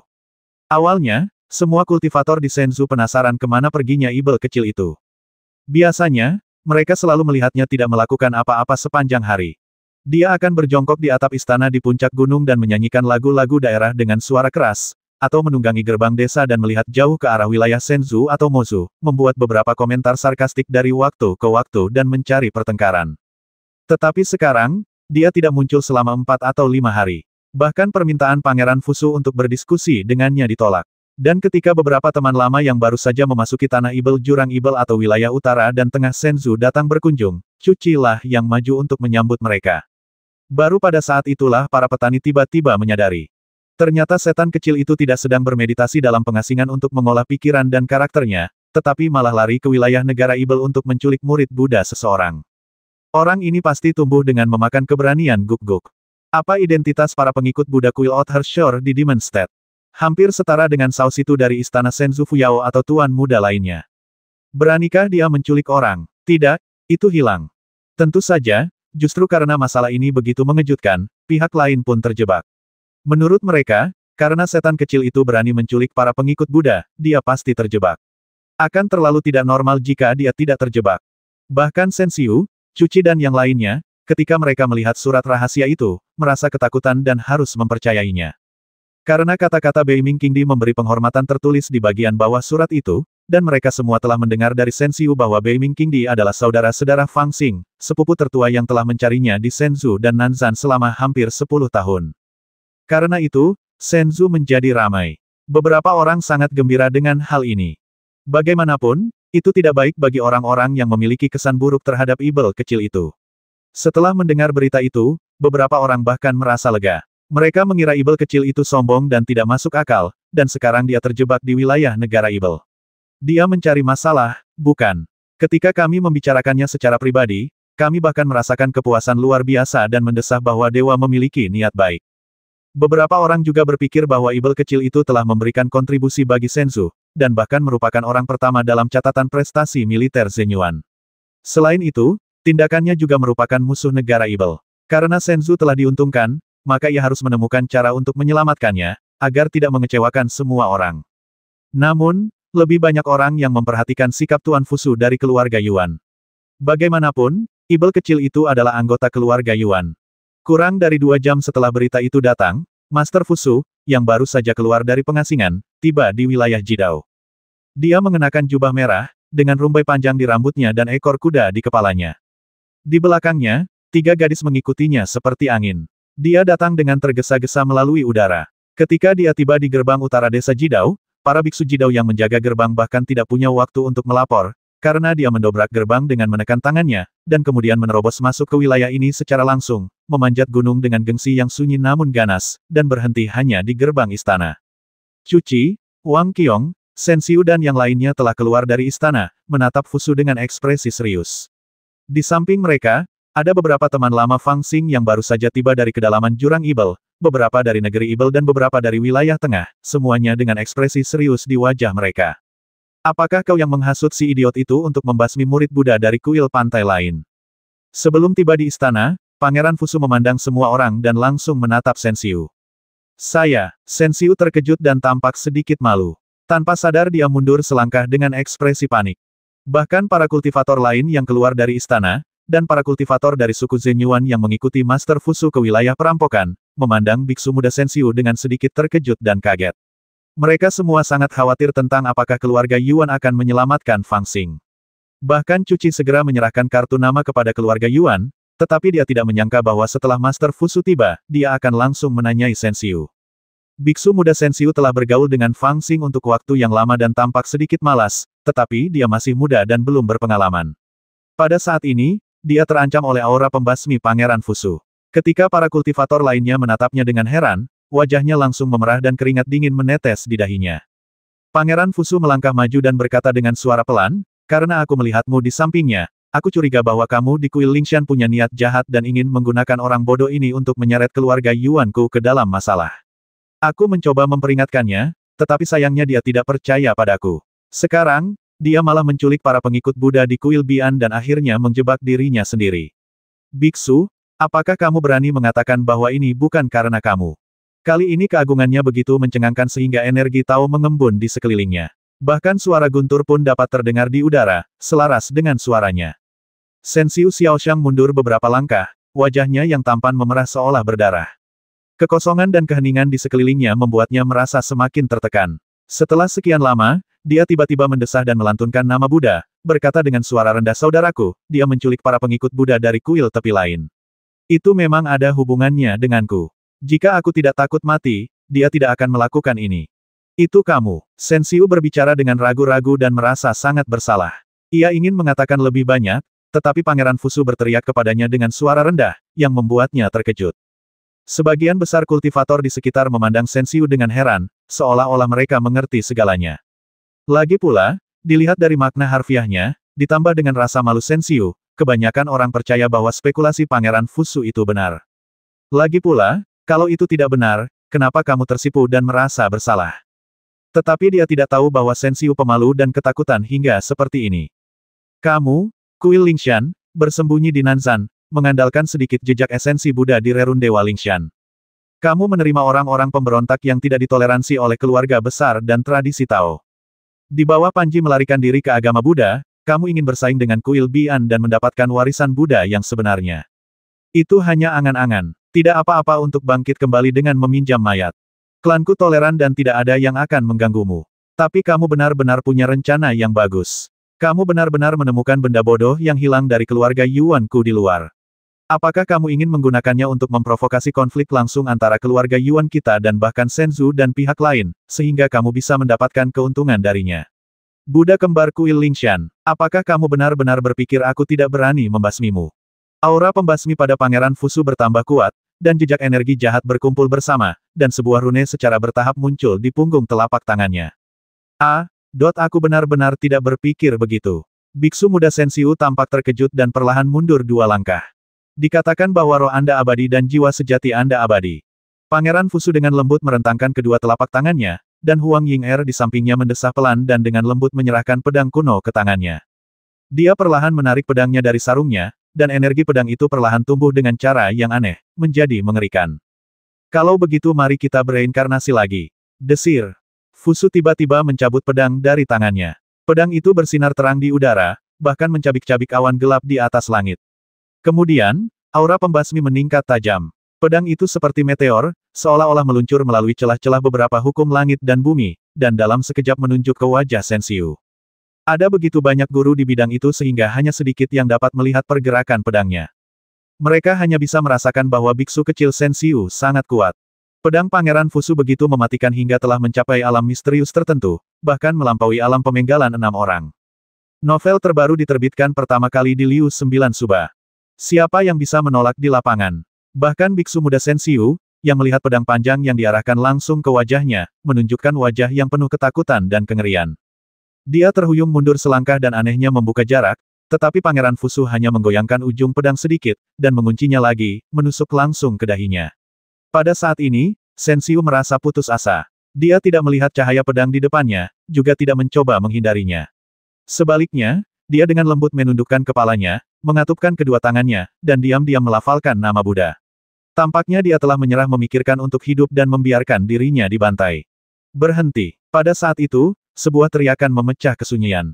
Itu adalah Cuci. Dia memanggil roh pedang dan melangkah mendekat, seolah ingin menghentikan mereka. Sayangnya, Guru Fusu menutup telinga terhadap teriakannya dan menghunus pedangnya dengan kejam dan tak sesuai dengan penampilannya. Suara mendesing. Saat dia melihat Cuci melangkah maju untuk menghentikan mereka, Wang Qiong sudah mengambil tindakan. Meskipun wanita ini sombong, dia tahu batasnya dan tahu apa yang benar dan salah. Ketika dia bersama Cuci, dialah yang bertanggung jawab atas semua penjaga, patroli, hadiah dan hukuman. Namun, dalam hal-hal besar, dia mendengarkan pendapat Cuci. Dia selalu tahu dari mana 3 gunung di gunung salju besarnya berasal, dan karena itu, dia mempercayai pengaturan Cuci dalam hal-hal lain. Melihat bahwa Cuci ingin menghentikannya tetapi tidak berhasil melakukannya, dia buru-buru mengambil tindakan. Turun. 2 teriakan halus terdengar. Hongkuir dan Ziyuaner yang berada di samping Master Fusu menyerang pada saat yang sama dan menghentikan Wang Qiong. Tampaknya tidak ada seorang pun yang dapat menahan pedang Fusu. Tetapi pada saat ini, hampir pada saat wajah Cuci berubah drastis dan dia hendak menghentikannya, 2 orang lagi bergerak. Di tengah kerumunan yang keluar istana, tiba-tiba muncul cahaya keemasan dan cahaya hitam. Cahaya keemasan itu setajam matahari yang terik, memancarkan kecerahan yang luar biasa. Cahaya itu datang dalam sekejap, hingga mencapai bagian tengah cahaya pedang yang diarahkan ke Fusu. Dan cahaya hitam itu, bagaikan gunung yang runtuh, membelah langit dan bumi, dan disertai suara gemuruh, ia menghantam tepat di kepala Fusu. Dikatakan bahwa itu terjadi secara perlahan, tetapi sebenarnya hanya berlangsung sepersekian detik. Tingkat kultivasi para kultivator di lapangan tidak merata, tetapi hanya dua orang ini yang memenuhi syarat untuk memblokir cahaya pedang Fusu. Selain itu, bahkan untuk mereka berdua, cahaya keemasan itu agak lambat dan hampir tidak dapat diblokir. Namun, cahaya hitam jatuh dari langit dan menghantam Fusu dengan keras. Kekuatan yang mengejutkan memaksa Fusu untuk menarik kembali perlawanannya. Ledakan, cahaya pedang akhirnya berbalik dan menangkap cahaya hitam itu, dan Fusu tampak garang dan dingin saat dia menyapunya. Saya ingin membasmi seseorang, siapa yang berani menghentikan saya? Suaranya sangat kejam dan aura pembasminya tidak dapat dibendung. Menghadapi tatapan ini, mereka yang tingkat kultivasinya lebih rendah, bahkan Cuci, tanpa sadar mundur selangkah, tidak sanggup menahannya. Tetapi ada dua orang lagi yang menonjol dari kerumunan, satu mengenakan baju besi emas dan tampak tampan, dan yang lainnya tingginya 3 meter dan mengenakan baju besi hitam. Pangeran Fusu membasmi Sensiu dengan pedang, berpikir bahwa dia akan membasminya dengan satu serangan. Di antara para kultivator di lapangan, tidak banyak yang bisa melihat arah gerakan pedangnya dengan jelas, dan bahkan lebih sedikit yang bisa bereaksi. Bahkan lebih sedikit yang memiliki kemampuan untuk menghentikannya dan memaksanya untuk membalikkan cahaya pedang. Tetapi bahkan dia tidak menyangka akan ada dua orang seperti itu di antara sekelompok orang yang berjalan keluar dari istana. Ini membuatnya merasa sedikit gugup. Dilihat dari dua orang yang baru saja mengambil tindakan, jumlah orang itu cukup baginya untuk diperhatikan.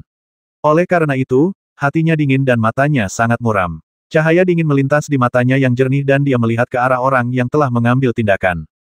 Suku setan. Setelah dia melihat penampilan kedua orang itu dengan jelas, dia sedikit tertegun. Kedua pria itu sebenarnya monster. Belum lagi pemuda berbaju zirah emas itu, meskipun tampak muda dan tampan, dia tidak menyembunyikan aura monsternya. Dia memegang tombak emas dan menatapnya dengan tidak yakin. Yang satunya bahkan lebih kentara. Dia adalah kera ganas setinggi 3 meter, dengan aura pembasmi yang tampak nyata. Dia memegang tongkat air dan api di tangannya dan menatapnya dengan seringai aneh. Nenek buyutku menyuruhmu berhenti, apa kau tidak mendengarkan? Pemuda berbaju zirah emas itu sama sekali tidak takut pada Tuan Fusu. Ia melangkah maju dan bertanya dengan suara dingin. Meskipun dia tampak garang, apa yang dia katakan membuat orang tertawa dan menangis. Banyak mata menatap Cuci dengan rasa ingin tahu yang besar. Gadis kecil yang lembut ini, yang tampak beberapa tahun lebih muda darimu, sebenarnya adalah nenek buyutmu. Cuci tersipu melihat tatapan itu, tetapi pemuda itu melotot ke semua orang dan berkata, apa yang kalian lihat? Bukankah tidak apa-apa karena dia lebih tua dari kalian? Apa kata saudara ini? Semua kultivator terdiam. Satu adalah manusia, yang lain adalah ibel. Mereka sama sekali tidak memiliki hubungan darah. Memikirkan hal ini, seseorang melihat ke arah kera ganas itu lagi, bertanya-tanya orang ini dari generasi apa. Si kera ganas pun menyeringai, seakan takut disalahpahami orang lain, ia pun tertawa dan menjelaskan gadis kecil itu bukan bibiku, kami berasal dari suku yang berbeda, dan kami sama sekali tidak ada hubungan darah. Namun aku berutang budi padanya, jadi setidaknya aku akan membantu istri kecilnya. Tatapan mata Pangeran Fusu berubah dingin, dan dia tidak peduli dengan hubungan yang berantakan di sini. Dia dapat melihat dari penampilan kedua orang ini bahwa mereka dengan sepenuh hati melakukan hal-hal sesuai dengan keinginan Cuci. Selain itu, ketika dia masuk, dia melihat bahwa mereka berdua baru saja keluar dari istana. Tampaknya mereka memiliki hubungan dekat dengan Fang Xing. Ketika mereka mendengar bahwa dia telah jatuh ke tanah suci, mereka segera datang untuk membahasnya, lebih cepat darinya. Namun sekarang, di bawah pengawasan ketat orang banyak, dia, Fusu Gongzi Yuan Buyu, yakin akan statusnya. Jika serangan pertamanya meleset, dia tidak akan langsung melancarkan serangan kedua. Dia hanya menatap Cuci dengan dingin dan berkata dengan suara dingin, aku membasmi biksu ini. Pertama untuk menghukum kuil Lingshan karena ambisinya meminjam kekuatan keluarga Yuanku, dan kedua untuk melenyapkan sumber masalah bagi si idiot itu. Karena kamu adalah rekan tahunnya, mengapa kamu mengirim seseorang untuk menghentikanku? Aku tidak tahu mengapa Xiao Jiu melakukan itu, dan dia tidak memberitahuku. Cuci memberanikan diri, melangkah maju beberapa langkah, dan menatap tatapan guru Fusu, lalu berkata. Tetapi saya yakin dia pasti tidak ingin ada yang membasmi adik laki-lakinya saat dia pergi. Saya adalah rekan tahunnya, jadi tentu saja saya harus membantunya melindungi orang-orang yang tidak ingin dia sakiti. Selain itu, Xiao Jiu sangat pintar, bagaimana dia bisa dibodohi dengan mudah. Guru Fusu tahu dengan jelas bahwa masih terlalu dini untuk menyerukan perkelahian dan pembasmian. Lebih baik menyelamatkan nyawa saudara Sensiu terlebih dahulu dan segera membahas cara menyelamatkan Xiao Jiu. Sikap Cuci terhadap Pangeran Fusu sangat penuh hormat, perkataannya tulus namun tidak rendah hati ataupun sombong, yang membuat Pangeran Fusu tidak bisa marah untuk beberapa saat. Pada titik ini, dia menatap gadis kecil itu dengan serius. Untuk seseorang dengan status seperti dia tentu dikelilingi oleh banyak petugas ahli, tetapi jarang menemukan seseorang yang dapat memahami situasi dengan jelas dan memimpin di saat kritis. Menyelamatkan. Haha, bagaimana cara menyelamatkan? Setelah lama terdiam, Master Fusu mencibir dengan suara rendah dan menatap Cuci dengan tatapan jenaka. Dia terjebak di wilayah negara Ibel, tetapi wilayah itu sangat besar, apakah kau tahu di mana dia sebenarnya? Selain itu, siapa yang tahu apakah ini jebakan? Jika kita mengorbankan sebagian besar Senzu untuk menyelamatkannya, dan akhirnya terjebak di kubu musuh, siapa yang dapat menanggung akibat pahitnya? Ini, Cuci tidak tahu harus berkata apa sejenak. Meskipun dia telah menjadi ratu wilayah Chu selama 10 tahun dan memiliki visi dan pandangan yang baik, dia tetaplah orang yang lembut hatinya. Setelah mendengar bahwa Fang Xing dalam masalah, dia panik untuk pertama kalinya. Sekarang, dia hanya ingin menyelamatkan orang tetapi belum memikirkan bagaimana melakukannya. Pangeran Fusu berbicara dengan ringan, dan setiap kata tepat mengenai inti perkataannya, membuatnya kehilangan kata-kata. Namun, pada saat ini, seorang gadis dengan gaun emas muda datang ke Cuci dan memegang tangannya. Dia juga orang yang keluar dari istana dan lahir di negeri Ibel. Dia menghibur Cuci dan menoleh ke Master Fusu dan berkata, saya berlatih seni multi kehidupan, dan saya paling ahli dalam menyimpulkan. Saya pikir saya dapat menyimpulkan lokasi di mana saudara Fang Xing terperangkap. Jika kita ingin menyelamatkannya, itu tidak akan sulit. Sambil berbicara, dia berbisik untuk menghibur Cuci, jangan khawatir, aku hanya membuat prediksi sederhana. Kakak Fang Xing dalam bahaya tetapi tidak mendesak. Aku tidak berpikir akan ada krisis dalam jangka pendek. Hanya saja nasibnya bisa berubah dan ada terlalu banyak gangguan, jadi kita harus segera menemukan solusinya. Seni multi kehidupan. Begitu kata-kata itu terucap, bukan hanya Pangeran Fusu, tetapi juga Wang Qiong dan bahkan para kultivator di sekitarnya, tak kuasa menahan diri untuk melirik gadis itu. Di antara 3.000 jalan besar, seni takdir adalah yang paling sulit. Bahkan di dunia kultivasi, kultivator yang mempraktikkan seni takdir sama langkahnya dengan bulu dan tanduk burung phoenix. Sedangkan untuk generasi muda, selain murid-murid Istana Tianji dan peri Caca dari Yinling Dao di wilayah utara Senzu, belum pernah ada yang mendengar ada orang yang telah mencapai prestasi di bidang ini. Gadis dari negeri Ibel ini tidak terlihat sangat tua, tetapi dia yakin dapat menyimpulkan lokasi Fang Xing di jurang Ibel tempat hukum telah runtuh. Kesombongan semacam ini hanya dapat didukung oleh kemampuannya sendiri, yang membuat para kultivator lainnya merasa sedikit terkejut. Beberapa orang tidak dapat menahan diri untuk berpikir bahwa meskipun Fang Xing, Ibel kecil ini, memiliki musuh di seluruh dunia, ia juga memiliki banyak orang berbakat di antara teman-temannya. Omong kosong. Yang mengejutkan semua orang, setelah mendengar apa yang dikatakan gadis berbaju emas itu, Master Fusu terdiam cukup lama, lalu dia dengan dingin memarahi berlatih seni kehidupan, dan menebak posisi si idiot itu. Apakah kamu pikir ini permainan anak-anak? Melihat usiamu yang masih muda, kamu telah berlatih sejak kecil. Ada 49 seni kehidupan, berapa banyak yang bisa kamu kembangkan? Selain itu, bahkan jika kamu seorang jenius dan telah mengembangkan 49, yang lolos tidak dapat diprediksi. Di jurang Ibel ini, hukum hancur, langit hancur dan bumi tidak lengkap, yang memiliki dampak besar pada seni kehidupan. Seberapa akurat kamu? Aku pasti akan berusaha sebaik mungkin. Gadis berbaju emas itu juga sedikit tersipu dan berkata sekuat tenaga.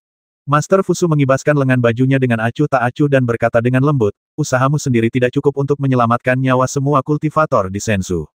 Lupakan saja, Yu Jizi dari Istana Tianji akan datang ke jurang Ibel dalam 2 atau 3 hari ke depan. Kita harus menunggunya datang dan membuat keputusan setelah berdiskusi. Tapi sekarang, jangan membuat masalah. Bagaimanapun, si idiot itu adalah anggota keluarga Yuan. Aku tidak akan tinggal diam dan mengabaikannya. Aku sudah menemukan cara untuk mengirim seseorang untuk mencari tahu kebenarannya. Setelah berkata demikian, dia mengayunkan lengan bajunya ke belakang punggungnya, menatap dingin ke arah Sensiu yang berdiri di sampingnya tanpa mengucapkan sepatah kata pun, lalu berbalik dan pergi. Ini, sekelompok orang yang keluar dari istana saling berpandangan, ingin menghentikan mereka namun gagal. Menurut Master Fusu, batu giok dari Istana Tianji akan tiba dalam waktu 2 atau 3 hari. Namun, apakah Fang Xing dapat menunggu selama itu? Tetapi dengan kekuatan dan bahkan kultivasi Pangeran Fusu, jika dia ingin pergi, berapa banyak orang yang berani menghentikannya? Novel terbaru diterbitkan pertama kali di Liu 9 Suba. Kakak Sang Er, apakah dia benar-benar baik-baik saja? Cuci tak berdaya dan menggenggam erat tangan wanita berbaju emas itu, dengan ekspresi memohon di wajahnya. Gadis berbaju emas itu juga mengerutkan kening dan berbisik, aku sudah mencobanya. Jurang ibel ini memang memiliki dampak besar pada praktik keterampilan hidup. Aku sudah berusaha sekuat tenaga, tetapi yang bisa kulakukan hanyalah memastikan bahwa nyawanya tidak dalam bahaya untuk saat ini. Namun, dalam proses mencoba, aku merasakan terlalu banyak kekuatan yang mengganggu yang membuatku takut. Bahkan ada kekuatan misterius di sampingnya yang tidak berani kuduga, dan kekuatan ini dapat berubah menjadi pedang yang tergantung di atas kepalanya kapan saja. Itulah sebabnya aku menyarankan untuk menyelamatkannya sesegera mungkin. Namun, apa yang dikatakan Master Fusu bukan tanpa alasan. Jika kita tidak yakin, akan terlalu berbahaya untuk maju sendirian ke wilayah musuh. Pada saat ini, Jenderal Hong Ying, yang mengenakan baju besi merah, berbicara dengan lembut dan sekarang Fusu telah tiba, kekuatan yang dapat kukerahkan di Zenyuan kurang dari 30%. Sebagian besar kultivator di Shenzhou hanya menghormati Fusu. Jika dia tidak berbicara, aku tidak dapat mengendalikan mereka. Hanya mengandalkan teman-temanku di negeri Ibel dan beberapa dari kalian, jika kalian ingin masuk jauh ke wilayah negara Ibel untuk menyelamatkan orang, kalian masih terlalu lemah. Berhati-hatilah. Tapi apapun yang terjadi, kita tidak bisa hanya duduk diam dan tidak melakukan apapun. Cuci hampir menangis karena cemas. Semakin lama waktu berlalu, semakin tidak sabar dia. Sebaiknya rencanakan dengan matang sebelum mengambil tindakan. Rencana yang bagus. Xiezu sudah memberitahuku bahwa setelah aku memasuki jurang Ibel, aku harus mengikuti Fang Xing, dan pasti akan ada manfaatnya. Sekarang dia terjebak, aku tidak peduli seberapa berbahayanya wilayah negara Ibel. Aku harus pergi untuk menyelamatkannya. Jika kau tidak pergi, aku akan pergi sendiri. Raja Peng bersayap emas yang memegang tombak berteriak, tampak seperti dia tidak peduli dengan siapapun. Hehe, asal aku bayar, aku juga bisa pergi ke wilayah negara Ibel. Keraganas setinggi 3 meter Kong Kong Er juga mengatakan hal serupa, tampak seolah-olah ia mengharapkan kekacauan di dunia. Hei gorila bodoh, saat ini kamu masih bicara soal uang, bagaimana kalau aku memberimu sebuah gunung? Wu Sang Er yang berbaju emas melotot marah ke arah Kong Kong Er. Namun mata Kong Kong Er berbinar, lalu dia mengulurkan dua jarinya dan berkata, kalau begitu aku bisa pergi 2 kali. Selama beberapa saat, semua praktisi berdiskusi tentang masalah ini, dan pendapat mereka tidak terbatas. Meskipun mereka semua memiliki niat baik, sulit bagi mereka untuk mengambil keputusan. Namun, Cuci terdiam setelah mendengar kata-kata Kong Kong Er, seolah sedang memikirkan sesuatu. Sementara semua kultivator mendiskusikan cara menyelamatkan Fang Xing, biksu muda Sensiu berdiri diam di samping dengan kedua tangannya saling bertautan. Meskipun para kultivator memahami karakter Fang Xing dan tidak ada yang menyalahkannya, tidak ada yang menghiburnya sejenak. Dia berdiri di sana dalam diam dengan kelopak mata terkulai. Ekspresi tekad perlahan muncul di wajah tampannya. Dia perlahan meraih ke dalam lengan bajunya dan mengeluarkan selembar kertas giok lainnya. 2 lembar kertas giok dikirim dari Mozu, 1 untuk pengumuman publik dan 1 khusus untuknya. Hanya ada 1 baris kata di kertas giok itu, biksu kecil, tolong jangan sakiti sepupuku. Lebih baik menyelamatkan junior brother Fang lebih cepat daripada nanti. Lagi pula, dengan kepintaran mereka, jika mereka tidak terjebak, mereka pasti sudah kembali sejak lama. Bagaimana mungkin mereka bisa tertunda begitu lama? Meskipun heksagram menunjukkan bahwa hidupnya tidak dalam bahaya sekarang, heksagram itu selalu berubah dan tidak seorang pun tahu apa yang akan terjadi di saat berikutnya. Penyelamatan harus dilakukan sesegera mungkin. Satu-satunya masalah adalah meskipun kelompok kita memiliki rekan Tao dari negeri Ibel yang telah setuju untuk membantu, dan Jenderal Hong Ying juga bersedia membantu, masih terlalu lemah untuk masuk jauh ke negeri Ibel untuk menyelamatkan orang. Selama diskusi, Wang Qiong menyela praktisi dengan tegas dan menganalisis pro dan kontra situasi. Di negeri Ibel kita, orang suci kecil dari 9 gunung, Si Tuoshan, dan Peri Suster. Peri rubah memiliki hubungan dekat dengan leluhurku, dan bertekad untuk berteman dengan keluarga Yuan. Aku khawatir dia hanya akan mematuhi perintah keluarga Yuan dan tidak akan pergi bersama kita untuk menyelamatkan mereka. Namun, Wei Wuji, Taois dari Gunung Wuying, berulang kali memintaku untuk berbicara baik tentangnya di depan leluhurku selama perjalanannya ke Jurang Ibel. Tampaknya dia cukup tertarik untuk membawa cabangnya masuk. Raja Xiaopeng yang mengenakan baju besi emas dan tampak sangat heroik, berbicara dengan keras, sudah memiliki kekuatan seperti leluhur setempat. Sebagian besar negeri Ibel kini telah berbondong-bondong ke Jurang Ibel, tetapi tidak banyak yang datang berkunjung. Hanya ada Wu Sang Er dan Wu Yidian dari garis keturunan Fusang, serta Raja Peng kecil bersayap emas dari Gunung Pedang Tunggal, Kong Kong Er dari Gunung Sage Agung, dan beberapa lainnya. Mereka hanya dapat dianggap sebagai separuh dari kekuatan di negeri Ibel. Sepertinya kita masih perlu meminta persetujuan keluarga Yuan sebelum masalah ini bisa diselesaikan. Wang Qiong berkata demikian dan melihat ke arah Cuci. Tidak ada orang bodoh di antara para kultivator.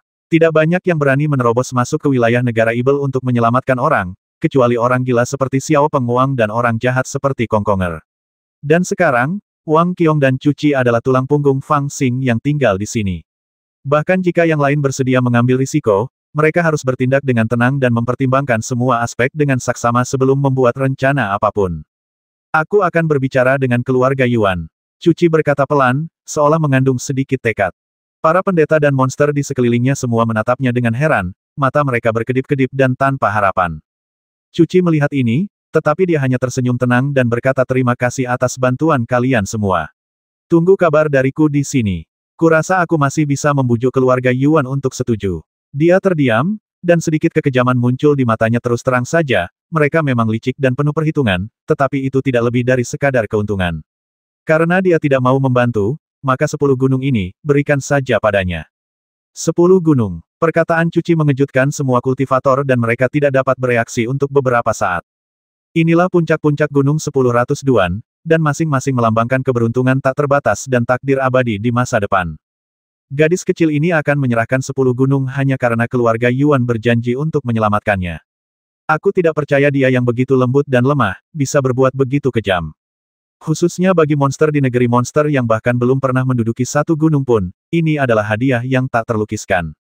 Tahukah Anda, bahkan jika negeri monster telah mengirimkan semua anak muda dan master kali ini, mereka tidak yakin dapat menduduki satu gunung pun di Gunung Baiduan. Lagi pula, hanya ada 100 puncak gunung di Gunung Baiduan. Namun, berbagai sekte di Shenzhou dan Mozu jumlahnya sebanyak lalat di toilet. Dalam perkiraan rencana negeri monster, selama mereka dapat menduduki satu puncak gunung, mereka akan sangat beruntung. Karena alasan inilah ketika mereka pertama kali memasuki jurang Ibel dan mendengar Fang Xing telah menduduki 10 puncak gunung, mereka sangat terkejut. Dan sekarang, mendengar bahwa Cuci begitu berani hingga menyerahkan 10 gunung untuk menyelamatkan Fang Xing, dia pun semakin terkejut.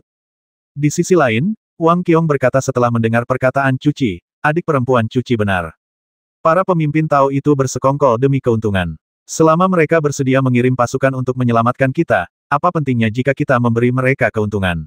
Silakan saja, jika keluarga Yuan merasa ketulusan 10 gunung ini tidak cukup, maka kita juga dapat memasukkan 3 puncak gunung salju besar. Ketika adik perempuan Fang kembali, kita dapat merebut kembali 20 puncak lainnya. Baiklah, ini bukan saatnya bersikap sopan, Saudari Qiong, saya tidak akan banyak bicara. Cuci hanya setuju dan berkata tanpa sadar Saudara Sensiu, tolong bantu saya menghibur orang-orang dari negeri Ibel. Dia tidak dapat menahan keraguan di tengah-tengah pidatonya. Dia melihat sekeliling dan menemukan bahwa Sensiu telah menghilang tanpa jejak. Kemana dia pergi pada saat darurat seperti itu? Cuci tertegun dan sedikit terkejut. Nah, kemanakah biksu kecil itu pergi? Xiao Penghuang juga berbicara saat ini mungkinkah situasinya kritis, tetapi dia melarikan diri. Para kultivator dari negeri Ibel lain tidak begitu mengenal Sensiu, dan tidak dapat menahan rasa bingung saat ini. Beberapa bahkan ingat bahwa Master Fusu telah bersumpah bahwa Sensiu sengaja memimpin Fang Xing untuk menculik para pengikut Buddha dari kuil tepi lain untuk menimbulkan masalah. Mereka tidak dapat menahan rasa curiga. Bagaimanapun, menyelamatkan orang adalah hal terpenting sekarang, dan bahkan orang buangan seperti Wu Yidian tidak melarikan diri, jadi kemana biksu kecil itu pergi secara diam-diam. Xiao Jiu percaya padanya, artinya dia dapat dipercaya. Cuci menggelengkan kepalanya dan mencari alasan untuk Sensiu, tetapi dia tidak punya waktu untuk memperhatikannya. Dia meminta Wang Qiong untuk menjemputnya dan terbang meninggalkan desa. Di seberang sungai Taiyin, di puncak gunung tertinggi, ada sebuah istana besar. Sekarang, Cuci telah menjelaskan tujuannya, dan dia berdiri dengan tenang di bawah terik matahari, memegangi perutnya, menunggu. Di seberangnya ada 2 pelayan, Huang Ying-er dan Hong Ke-er. Kedua gadis itu menatapnya dengan acuh tak acuh, dan tidak berniat mengundangnya untuk duduk di dalam. Mereka hanya membiarkan Zi Yuan-er menyerahkan surat itu. Kau ingin memberiku 10 gunung sebagai ganti permintaan kepala suku keluarga Yuan untuk mengirim sebagian besar pasukan elit untuk menyelamatkan si bodoh itu. Setelah menunggu setengah jam, butiran-butiran keringat sudah muncul di dahi Cuci, dan kemudian sebuah suara datang dari dalam istana. Saya sudah memikirkannya. Jika kita ingin menyelamatkan Xiao Jiu, kita perlu informasi terperinci tentang medan dan distribusi kekuatan di negara Ibel. Kita juga perlu sejumlah besar kultivator untuk melakukan serangan tipuan guna mengalihkan perhatian para kultivator negara Ibel. Kita juga perlu sekelompok kultivator yang ahli dalam teknik formasi untuk menghancurkan berbagai formasi yang dibuat oleh para kultivator negara Ibel di sepanjang jalan. Selain itu, setelah penyelamatan berhasil, harus ada seseorang yang merespons. Bahkan jika kita tidak dapat menyelamatkan orang tersebut, kita perlu mengembalikan orang yang kita selamatkan dengan selamat. Cuci menjawab dengan cepat tetapi tidak kacau, dan akhirnya berkata perjalanan ini membutuhkan terlalu banyak tenaga dan sumber daya material, dan para kultivator di bawah Jie Daoyu hanya diterima untuk waktu yang singkat dan tidak layak untuk digunakan kembali. Satu-satunya yang dapat melakukan ini adalah dengan persetujuan keluarga Yuan. Haha, kamu tidak terlalu tua, tetapi kamu memiliki pikiran yang jernih. Istana itu hening cukup lama, lalu tiba-tiba terdengar kata-kata jenaka dari tuan muda keluarga Yuan. Sekarang aku punya suara merdu dan lembut seperti Huang Ying Er, kaki ramping seperti Hong Ke Er, dan kaki indah seperti batu giok seperti Zi Yuan Er, tetapi bagaimanapun juga, aku belum mengumpulkan semua wanita terbaik di dunia. Aku selalu kalah dari Ibel itu. Kulihat kau memiliki kultivasi yang bagus dan pinggang yang bagus. Apakah kau bersedia datang ke sisiku dan menjadi pelayan?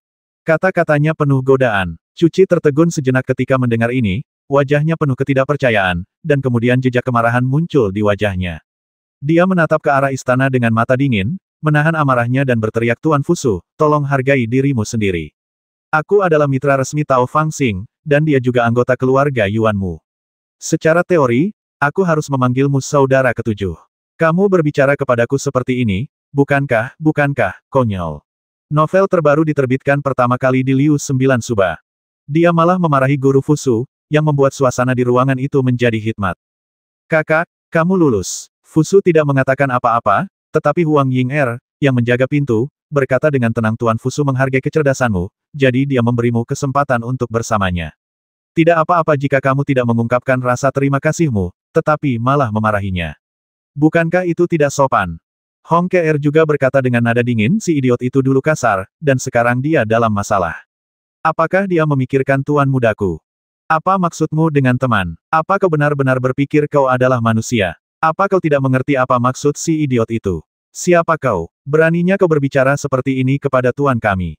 Jangan bilang tuan kami hanya bercanda. Bahkan jika dia benar-benar ingin memberimu berkah ini, kami mungkin tidak setuju. Dengan tingkat kultivasimu dan tanganmu yang kikuk, kau hanya cocok menjadi seorang pembantu. Bagaimana kau bisa setara dengan kami bertiga? Di dalam istana, suara paling sarkastis Zi Yuan Er bisa terdengar dari jauh. Anda, Cuci menggigit bibir bawahnya erat-erat, darah mengalir keluar, dan jari-jari tangannya memutih, tetapi dia tidak melawan. Matanya penuh tekad, dan dia hanya menunggu jawaban pemilik istana. Haha, kalian bertiga tidak perlu gugup, aku hanya mengatakannya dengan santai. Setelah sekian lama, suara Tuan Fusu terdengar lagi. Ia menghibur ketiga pelayan itu terlebih dahulu, lalu berkata kepada Cuci dengan tenang, kakak ipar ke-19, kau memberiku 10 gunung sebagai ganti anggukanku. Ini sudah cukup, tetapi aku masih ingin bertanya padamu, 10 gunung yang kau sebutkan tadi awalnya milik keluarga Yuanku. Apa niatmu memberikannya kepadaku? Ledakan. Cuci terkejut ketika mendengar ini. Dia tidak bisa menahan diri untuk mundur 2 langkah dan berteriak, wilayah ini milik Xiao Jiu. Oh, setelah beberapa lama, suara di istana tertawa dan berkata, tapi Xiao Jiu yang kamu sebutkan berasal dari keluarga Yuan kami. Setelah terkekeh, suaranya perlahan-lahan menjadi lebih rendah di mata Cuci yang terkejut karena dia berasal dari keluarga Yuanku, maka semua yang dimilikinya secara alami adalah milik keluarga Yuan. Karena dia masih di sini sebelumnya, aman untuk membiarkannya mengurusnya untuk sementara waktu. Tetapi sekarang setelah dia hilang, wilayah ini secara alami harus diambil alih oleh keluarga Yuanku. Meskipun kamu adalah mitra Tao-nya, pertama-tama, kamu belum berhubungan dengannya, dan kedua, kamu belum diakui oleh keluarga Yuanku. Terus terang, kamu adalah orang luar. Wilayah itu sangat penting, dan monster di tanah Ibel juga mengincarnya dengan iri. Bagaimana aku bisa merasa tenang jika itu diserahkan kepada orang luar? Haha, demi alasan keamanan, kupikir sudah waktunya bagi keluarga Yuan untuk mengirim seseorang untuk mengambil alih. Anda, Cuci sangat terkejut hingga roh pedangnya pun terbang keluar secara otomatis. Dia menatap istana dengan kemarahan yang tak berujung muncul di dalam hatinya. Kamu, bagaimana kamu bisa bersikap berlebihan? Xiao Jiu terjebak, dan kamu tidak berpikir untuk menyelamatkannya, tetapi kamu ingin mencuri barang-barangnya. Omong kosong. Suara Pangeran Fusu setenang air, seolah-olah dia tidak ingin berdebat dengan Cuci. Jangan bicara omong kosong, kapan aku bilang aku tidak akan menyelamatkannya. Meskipun dia bodoh, dia juga anggota keluarga Yuanku. Karena dia dalam bahaya, aku akan menyelamatkannya. Hanya saja aku tidak mempercayai orang-orang dari negeri Ibel, dan masalah ini terlalu serius. Aku tidak bisa membiarkan lebih banyak orang jatuh ke dalam bahaya hanya karena dia, jadi aku harus memikirkannya dari sudut pandang yang normal. Kepala jahat Fang Xing, kali ini kamu tidak bisa melarikan diri meskipun kamu memiliki sayap. Di jurang Ibel, di wilayah benua Ibel, seekor kadal perak besar terbang di langit. Dengan sayapnya yang terbuka, radiusnya setidaknya 30 kaki. Dengan aura ganas yang tak terlukiskan, ia turun di pegunungan hitam yang luas. Di punggung kadal itu, ada 7 atau 8 biksu benua Ibel yang duduk bersila. Di tangan salah satu dari mereka, ada kompas perunggu dengan radius lebih dari 10 kaki. Pada saat ini, jarum kompas berputar cepat, dan akhirnya menunjuk ke sebuah lembah di kejauhan. Di sana, siapkan formasi, dan beritahu anggota tim lainnya untuk datang. Di punggung kadal perak itu, seorang wanita berpakaian putih berteriak dan semua orang bersama-sama melemparkan jimat komunikasi. Suara mendesing. Pada saat ini, sesosok tiba-tiba melesat ke langit di lembah, dan 2 sayap Ibel pedang besar di belakangnya menyebar dengan suara whoosh. Sayapnya tidak jauh lebih kecil dari sayap kadal itu. Di bawah sayapnya, Fang Xing memegang pisau ganas berpola naga. Dia langsung menyerbu kadal perak itu dengan keganasan yang tak terkalahkan. Dia mengayunkan pisaunya melintasi langit, menyapu langit yang penuh dengan bayangan pisau dan memecah kehampaan. Ini adalah kelompok orang keempat. Apakah kamu benar-benar berpikir aku tidak bisa membasmi siapapun? Dengan raungan marah, Fang Xing mengayunkan pedangnya dan menghantam kultivator negara Ibel di punggung kadal itu ke segala arah. Bahkan kadal perak itu terluka parah dan jatuh ke lembah di bawah sambil meraung, menghancurkan gunung-gunung dan punggung bukit serta mengguncang bumi. Suara mendesing. Fang Xing bergegas maju dan menangkap kompas hijau di udara. Dia meliriknya dengan dingin dan melihat tanda-tanda muncul di kompas. Jarumnya berputar cepat dan kemudian menunjuk dengan kuat ke arahnya, tidak bergerak sedikit pun. Omong kosong ini lagi. Mata Fang Xing berbinar, dan dia mengerahkan kekuatan dengan kelima jarinya, dan dengan sekali jentikan, dia menghancurkan kompas itu menjadi berkeping-keping. Kemudian dia membungkuk dan bergegas turun. Dia melihat seorang murid Buddha dari kuil Outer Shore duduk di punggung seekor keledai hijau, menunggunya di pintu masuk lembah. Tanpa berkata apa-apa, dia menuntun keledai itu dan segera meninggalkan tempat itu, menuju lebih dalam ke pegunungan hitam untuk mencari tempat lain yang aman untuk bersembunyi. Mereka datang ke sini makin lama makin cepat. Apa kau tidak akan mengirimku kembali? Sang Buddha Huineng memegang erat-erat telinga keledai itu agar tidak terjatuh dari punggung keledai yang sedang berlari secepat kilat itu, dan berkata dengan suara gemetar. Itu hanya angan-angan. Aku ingin melihat berapa banyak dari mereka yang bisa kubasmi. Fang Xing berteriak dengan keras dan mengabaikannya. Seiring berjalannya waktu, situasinya saat ini tidak terlalu baik. Pada awalnya, suku-suku kuno dan bahkan sekte-sekte Tao seperti Tanah Suci hanya mendirikan formasi besar dalam perjalanan ke wilayah Shenzhou untuk mencegahnya lewat, tetapi secara bertahap, mereka mulai mengirim tim yang tak terhitung jumlahnya untuk mencarinya. Setiap tim dilengkapi dengan spesies kuno terbang yang memegang kompas hijau untuk mencari di langit. Meskipun metode ini agak bodoh, itu benar-benar berguna. Begitu kompas memasuki radius 10 mil di sekitar Fang Xing, kompas itu akan merasakan dan menunjukkan lokasinya. Sekarang, dalam waktu kurang dari 2 hari, Fang Xing telah secara tidak sengaja ditemukan oleh 4 tim dan tempat persembunyiannya telah ditemukan. Tentu saja, keempat tim ini juga tidak seberuntung itu, karena mereka semua dibasmi oleh Fang Xing yang ganas. Begitu Fang Xing ditemukan, dia tidak punya pilihan selain melarikan diri untuk menyelamatkan diri dan mencari tempat baru untuk bersembunyi. Yang membuat Fang Xing paling penasaran adalah bagaimana kompas biru itu dibuat. Awalnya, dia mengira itu adalah harta karun dari Tanah Suci yang dapat menunjukkan siapa yang telah mengaburkan auranya sendiri, tetapi kemudian dia menemukan bahwa masalahnya tidak sesederhana itu. Jika itu benar-benar harta karun, bagaimana mungkin Tanah Suci memiliki begitu banyak harta karun? Saya belum pernah mendengar tentang harta karun nyata yang dapat diproduksi secara massal. Namun, sekarang, Jingtu tidak hanya memasang kompas yang tak terhitung jumlahnya di garis pertahanan, tetapi setiap anggota tim yang keluar untuk mencarinya juga dilengkapi dengan satu. Berapa jumlahnya? Dan setiap kompas benar-benar memiliki efek ajaib dan dapat menunjukkan dirinya dengan akurat. Ketika kompas menunjuk ke arahnya, dia juga merasakan inspirasi yang samar-samar, seolah-olah ada darah yang tidak aktif di tubuhnya yang mengepul. Ini juga membuatnya diam-diam menebak bahwa kemunculan kompas ini pasti terkait dengan keluarga Beiming. Mungkin satu-satunya keluarga yang dapat memanfaatkan garis keturunan mereka sendiri adalah keluarga Beiming. Tetapi bagaimana keluarga Beiming bisa begitu yakin bahwa merekalah yang menculik orang-orang, dan mengapa mereka menyempurnakan kompas semacam ini secara khusus untuk mereka? Fang Xing samar-samar menebak suatu kemungkinan dan mengerutkan kening erat. Dia dan King Lu berlari ke kiri dan kanan di pegunungan hitam yang terus-menerus dengan kecepatan yang sangat cepat, dan terjun ke kedalaman pegunungan. Dia bahkan tidak tahu kemana dia melarikan diri. Sangat mudah untuk menyingkirkan para biksu tanah suci yang mengikutinya. Namun, bahkan jika dia aman untuk sementara waktu, dia takut akan sulit untuk melarikan diri sepenuhnya. Bagaimanapun, para biksu tanah suci sekarang tampaknya telah menginvestasikan banyak uang dan mengirim banyak orang untuk mencari. Otang pembawa sial, kau memaksaku bermain petak umpet denganmu. Baiklah, kalau kau mau bermain, ayo bermain. Sambil berlari cepat melewati pegunungan, Fang Xing menjadi semakin kesal. Tatapan matanya berangsur-angsur menjadi dingin dan dia berbisik, mulai sekarang, jika kamu mengirim tim, aku akan membasmi mereka semua sekaligus. Mari kita lihat berapa banyak yang bersedia kamu biarkan aku basmi. Dia sedikit jengkel dengan pengejaran gencar para biksu tanah suci selama 2 hari terakhir ini, dan dia tak dapat lagi menahan niat membasminya. Fang Xing. Tepat pada saat itu, tiba-tiba terdengar suara keras bagaikan guntur dari jauh di belakang.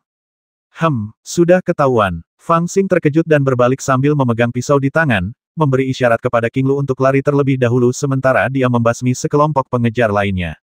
Tetapi ketika dia berbalik dan cepat-cepat mengamati area itu dengan pikirannya, dia mendapati tidak ada pengejar yang mendekat.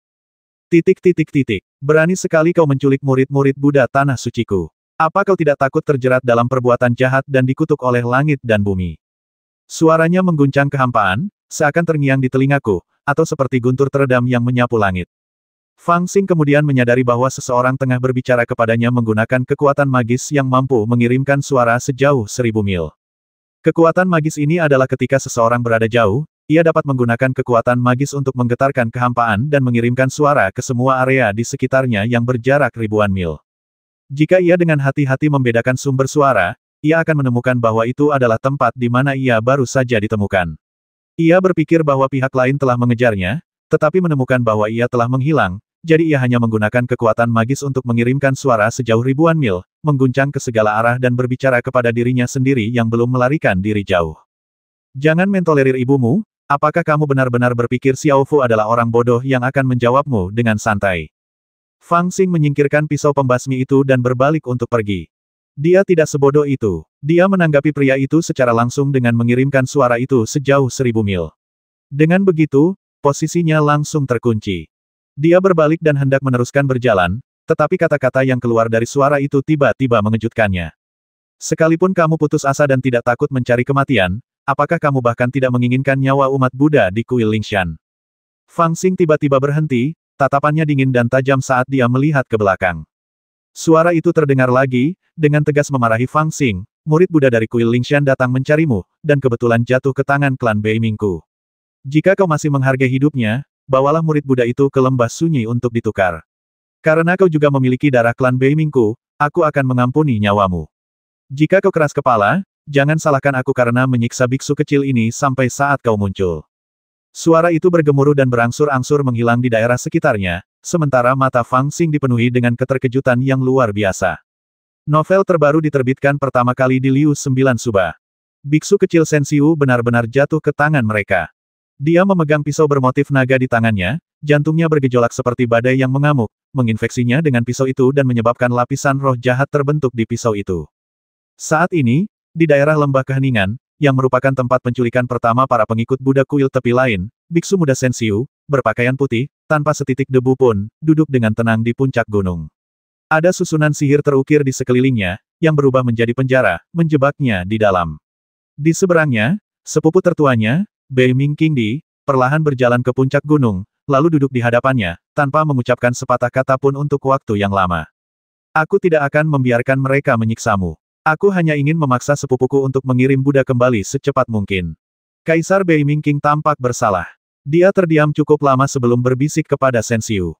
Kau tidak menjebak kakak, kan? Biksu muda Sensiu membuka matanya dan bertanya dengan tenang. Beiming Qing terdiam cukup lama, lalu berbisik benar sekali, dia sangat kuat, bagaimana mungkin dia bisa dijebak oleh kita dengan begitu mudah? Kita sudah berusaha sekuat tenaga untuk membuat garis pertahanan, sehingga dia tidak punya kesempatan untuk melarikan diri kembali ke Senzu. Bahkan sampai hari ini, kita belum bisa menyentuh bayangannya. Justru karena ketidakberdayaanku, aku harus menggunakan cara yang nekat ini untuk mendorongmu datang ke sini sebagai alat tawar-menawar di tangan kami. Sepupuku sangat menghargaimu. Jika dia tahu bahwa kamu jatuh ke tangan kami, dia pasti akan setuju untuk mengirim anak Buddha itu kembali sebagai ganti keselamatanmu. Dia tampak bersemangat untuk menjelaskan dan mengatakan banyak hal sekaligus. Namun, biksu muda Sensiu hanya menghela napas lega dan berkata sambil tersenyum, kakak tidak terjebak, kalau begitu aku merasa lega. Melihat kelegaan yang tulus di wajah Sensiu, sepupu tertua merasa sedikit getir di hatinya. Setelah waktu yang lama, dia tersenyum getir dan berkata, biksu kecil, aku turut prihatin atas masalahmu, tetapi aku tidak punya pilihan lain. Sepupuku begitu berani hingga dia benar-benar menculik anak Buddha. Ini untuk memisahkan dirinya dari tanah suci dan tidak meninggalkan jalan keluar. Aku hanya berharap dia dapat menghargai hidupmu dan mengirim anak Buddha kembali secepat mungkin. Tidak ada pembelaan, tidak ada pembelaan, aku hanya berharap kamu baik-baik saja, saudaraku. Biksu muda Sensiu mengangguk berulang kali dan berkata sambil tersenyum, sebenarnya aku sudah memikirkannya sejak lama. Kakak senior sangat cakap sehingga dia seharusnya tidak mudah dijebak olehmu. Tapi aku masih sedikit khawatir, jadi aku datang untuk melihatnya. Tapi, kakak senior Beiming. Dia ragu-ragu sejenak dan bertanya dengan hati-hati, karena aku sudah di sini sekarang, mengapa kamu tidak memberitahu peri cuci dan yang lainnya kebenarannya dan meminta mereka untuk tidak datang? Beiming Qingdi sedikit tertegun dan tidak tahu bagaimana menjawab. Mustahil. Tetapi pada saat ini, orang lain menjawab pertanyaan biksu muda Sensiu untuknya. Di kaki gunung, seorang pria tampan menunggangi banteng Dewa Lima Warna dan perlahan berjalan menaiki gunung. Ada aura pembasmi yang tak terkendali dalam suaranya. Dia berkata dengan dingin, makhluk jahat itu melakukan kesalahan besar. Dia memisahkan diri dari tanah suci dan keluarga Beiming. Bahkan jika dia telah mengolah tubuh manusia dan bentuk ibel, dia tidak akan pernah bisa kembali ke keluarga Beimingku. Kali ini, bukan hanya kamu, tetapi siapapun yang berani menyelamatkannya akan jatuh ke dalam jaring yang kupasang. Kemudian aku akan membasmi mereka satu persatu, dan memotong kepala mereka satu persatu. Itu tergantung pada berapa lama dia mundur sebelum dia bersedia berdiri dan berbicara. Setelah mendengar ini, biksu muda Sensiu terkejut dan ketakutan, dan buru-buru berkata kepada Beiming Qingdi, kita harus menghentikannya. Beiming Qingdi ragu-ragu sejenak, tetapi tidak tahu bagaimana menjawab Sensiu. Dia tidak mengerti saudaraku, apakah kamu tidak mengerti dia? Sebelum dia bisa menjawab, kata-kata Sensiu selanjutnya terdengar tergesa-gesa, kakak senior tidak mudah diajak main-main. Melakukan hal ini akan membasmimu. Keluarga Yuan masih menolak untuk bergerak, dan malah ingin merebut 10 gunung milik Xiao Jiu. Ketika Cuci kembali ke wilayah Jiedao dan mengucapkan kata-kata ini, semua kultivator dari Tanah Ibel yang berkumpul di istana Jiedao terdiam dan saling memandang satu sama lain. Mereka tidak terlalu menaruh harapan pada keluarga Yuan. Bagaimanapun, ketika sebuah keluarga besar bertindak, kepentingan adalah yang utama. Karena itu, meskipun ia ingin meminta bantuan keluarga Yuan, ia tidak menggunakan identitas Fang Xing sebagai alasan. Sebaliknya, ia mengikuti praktik standar dan menawarkan hadiah 10 gunung yang murah hati untuk meminta keluarga Yuan kesempatan membantu. Namun mereka tidak menyangka bahwa cara yang dilakukan Pangeran Fusu ternyata lebih kejam dari yang mereka bayangkan. Sudah ada pasukan yang berkumpul di luar gerbang desa. Aku khawatir mereka akan segera merebutnya dengan paksa. Seseorang melaporkan situasi di luar desa kepada Wang Qiong, dan wanita itu juga memiliki wajah muram dan berbicara dengan suara rendah. Apa kau tidak sabaran? Aku akan membasmi mereka untuk melampiaskan amarahku. Raja Xiaopeng sangat marah dan bersiap menyerang sambil memegang tombak emas di tangannya. Apa gunanya keluar sekarang? Wu Sang'er menarik Raja Xiaopeng kembali dan memarahinya, berapa banyak yang bisa kau basmi sendiri? Bisakah kau membalikkan keadaan? Jika kau dilukai oleh para penguasa Senzu, itu akan membuang-buang usaha kita untuk menyelamatkan orang. Apakah itu sepadan? Tingkat kultivasi Little Peng Wang saat ini jauh lebih tinggi daripada Wu Sang'er, tetapi dia sangat jujur. Di depannya, dia mengerutkan kening dan berteriak, jadi apa? Bisakah aku membiarkan orang-orang ini menunggangi kepalaku? Kapan aku pernah mengalami penghinaan seperti itu? Wu Sang'er memutar matanya ke arahnya dan berkata, kakak Fang sering menindasmu di masa lalu. Wajah Xiao Peng Wang tiba-tiba menjadi panas, dan setelah beberapa saat dia berkata dengan keras, kepala itu berbeda, siapa yang mengangkatnya menjadi senior? Jika mereka ingin merampok, biarkan saja mereka merampok. Saudari Cuci, tujuan kita adalah menyelamatkan si pembuat onar, jadi kamu tidak perlu khawatir. Dia tidak pernah berpikir untuk meminta bantuanmu menjaga gunung. Jika kita berhadapan dengan orang-orang ini, kita hanya akan kehilangan gambaran besar karena hal kecil, dan kehilangan kesempatan untuk menyelamatkannya. Sebaiknya kamu dengarkan aku. Siapa yang siap membantu dan siapa yang akan memanfaatkan api untuk merampok. Kamu tidak perlu berterima kasih atas kebaikan mereka atau membenci mereka. Tulis saja dan serahkan pada Fang Xing, dan biarkan dia yang menanganinya. Melihat wajah Cuci yang penuh dengan rasa menyalahkan diri sendiri dan keluhan, Wang Qiong dan yang lainnya merasa lega dan mengucapkan beberapa patah kata sambil tersenyum. Wu Sang-er juga berbicara saat ini saya baru saja membuat ramalan lain, tetapi itu untuk kita yang akan menyelamatkannya. Saya selalu merasa ada sesuatu yang aneh dalam ramalan itu. Meskipun nasib saudara Fang tidak jelas dan sulit diprediksi, dia tidak dalam bahaya untuk saat ini. Sebaliknya, kita yang dalam bahaya. Berdasarkan kesimpulan ini, saya pikir jebakannya tidak terlalu akurat, atau bahkan jika dia terjebak, dia punya rencana untuk melarikan diri. Dan jika saya menyimpulkan dari nasib kita, tidak akan menjadi masalah untuk menemukan cara untuk masuk lebih dalam ke jurang ibel tetapi dengan risiko paling kecil. Apakah Anda mencoba mengatakan bahwa rumor tentang dijebaknya saya itu salah? Kong Kong Er dari Gunung Daseng tiba-tiba berbicara dan bertanya dengan suara rendah. Wu Sang-er berkata, sulit untuk memutuskan, tetapi negara ibel menganggap ketiga wilayah lainnya sebagai musuh, dan kita tidak mengenal gadis dari keluarga Beiming, jadi kita tidak mengetahui sifat manusianya. Kita hanya bisa mempercayai setengah dari surat yang dikirim oleh negara ibel. Setelah mendengar ini, para kultivator merasa bahwa apa yang dikatakan Wu Sang-er masuk akal. Seorang kultivator yang mempraktikkan seni takdir dapat meramalkan kehendak surga dan hati manusia. Meskipun Wu Sang-er masih muda dan kultivasinya tidak tinggi, dia adalah satu-satunya di antara generasi muda di negeri ibel yang mempraktikkan seni takdir. Semua orang masih sangat percaya padanya. Namun, meskipun ramalanmu menunjukkan bahwa leluhur muda itu tidak dalam bahaya besar, kita tidak bisa hanya duduk diam dan tidak melakukan apa-apa, kan? Xiao Peng Wang ragu sejenak lalu berkata dengan suara rendah. Wang Qiong juga mengangguk dan berkata, bodoh sekali pergi jauh ke negara ibel untuk menyelamatkan orang hanya karena rumor. Namun, jika kita mendengar bahwa dia terjebak tetapi tidak melakukan apapun, itu mungkin akan membuat hati orang-orang menjadi dingin. Kali ini, meskipun sedikit berbahaya, aku tetap harus pergi. Aku harap Peri Sang-er dapat memberitahuku dan memberiku beberapa instruksi yang jelas sehingga aku dapat memasuki negara ibel dengan aman, meskipun itu berarti mencari tahu beberapa berita. Aku juga akan pergi. Leluhurku menekanku selama lebih dari 10 tahun dan akhirnya aku berhasil menembus inti emas dan mempelajari banyak keterampilan. Bagaimana aku bisa mengasah keterampilanku jika aku tidak pergi ke negara ibel? Raja Peng kecil juga berdiri dan menggaruk kepalanya dan berkata, lagi pula, Xiezu mengatakan kepadaku bahwa Fang Xing adalah orang yang picik.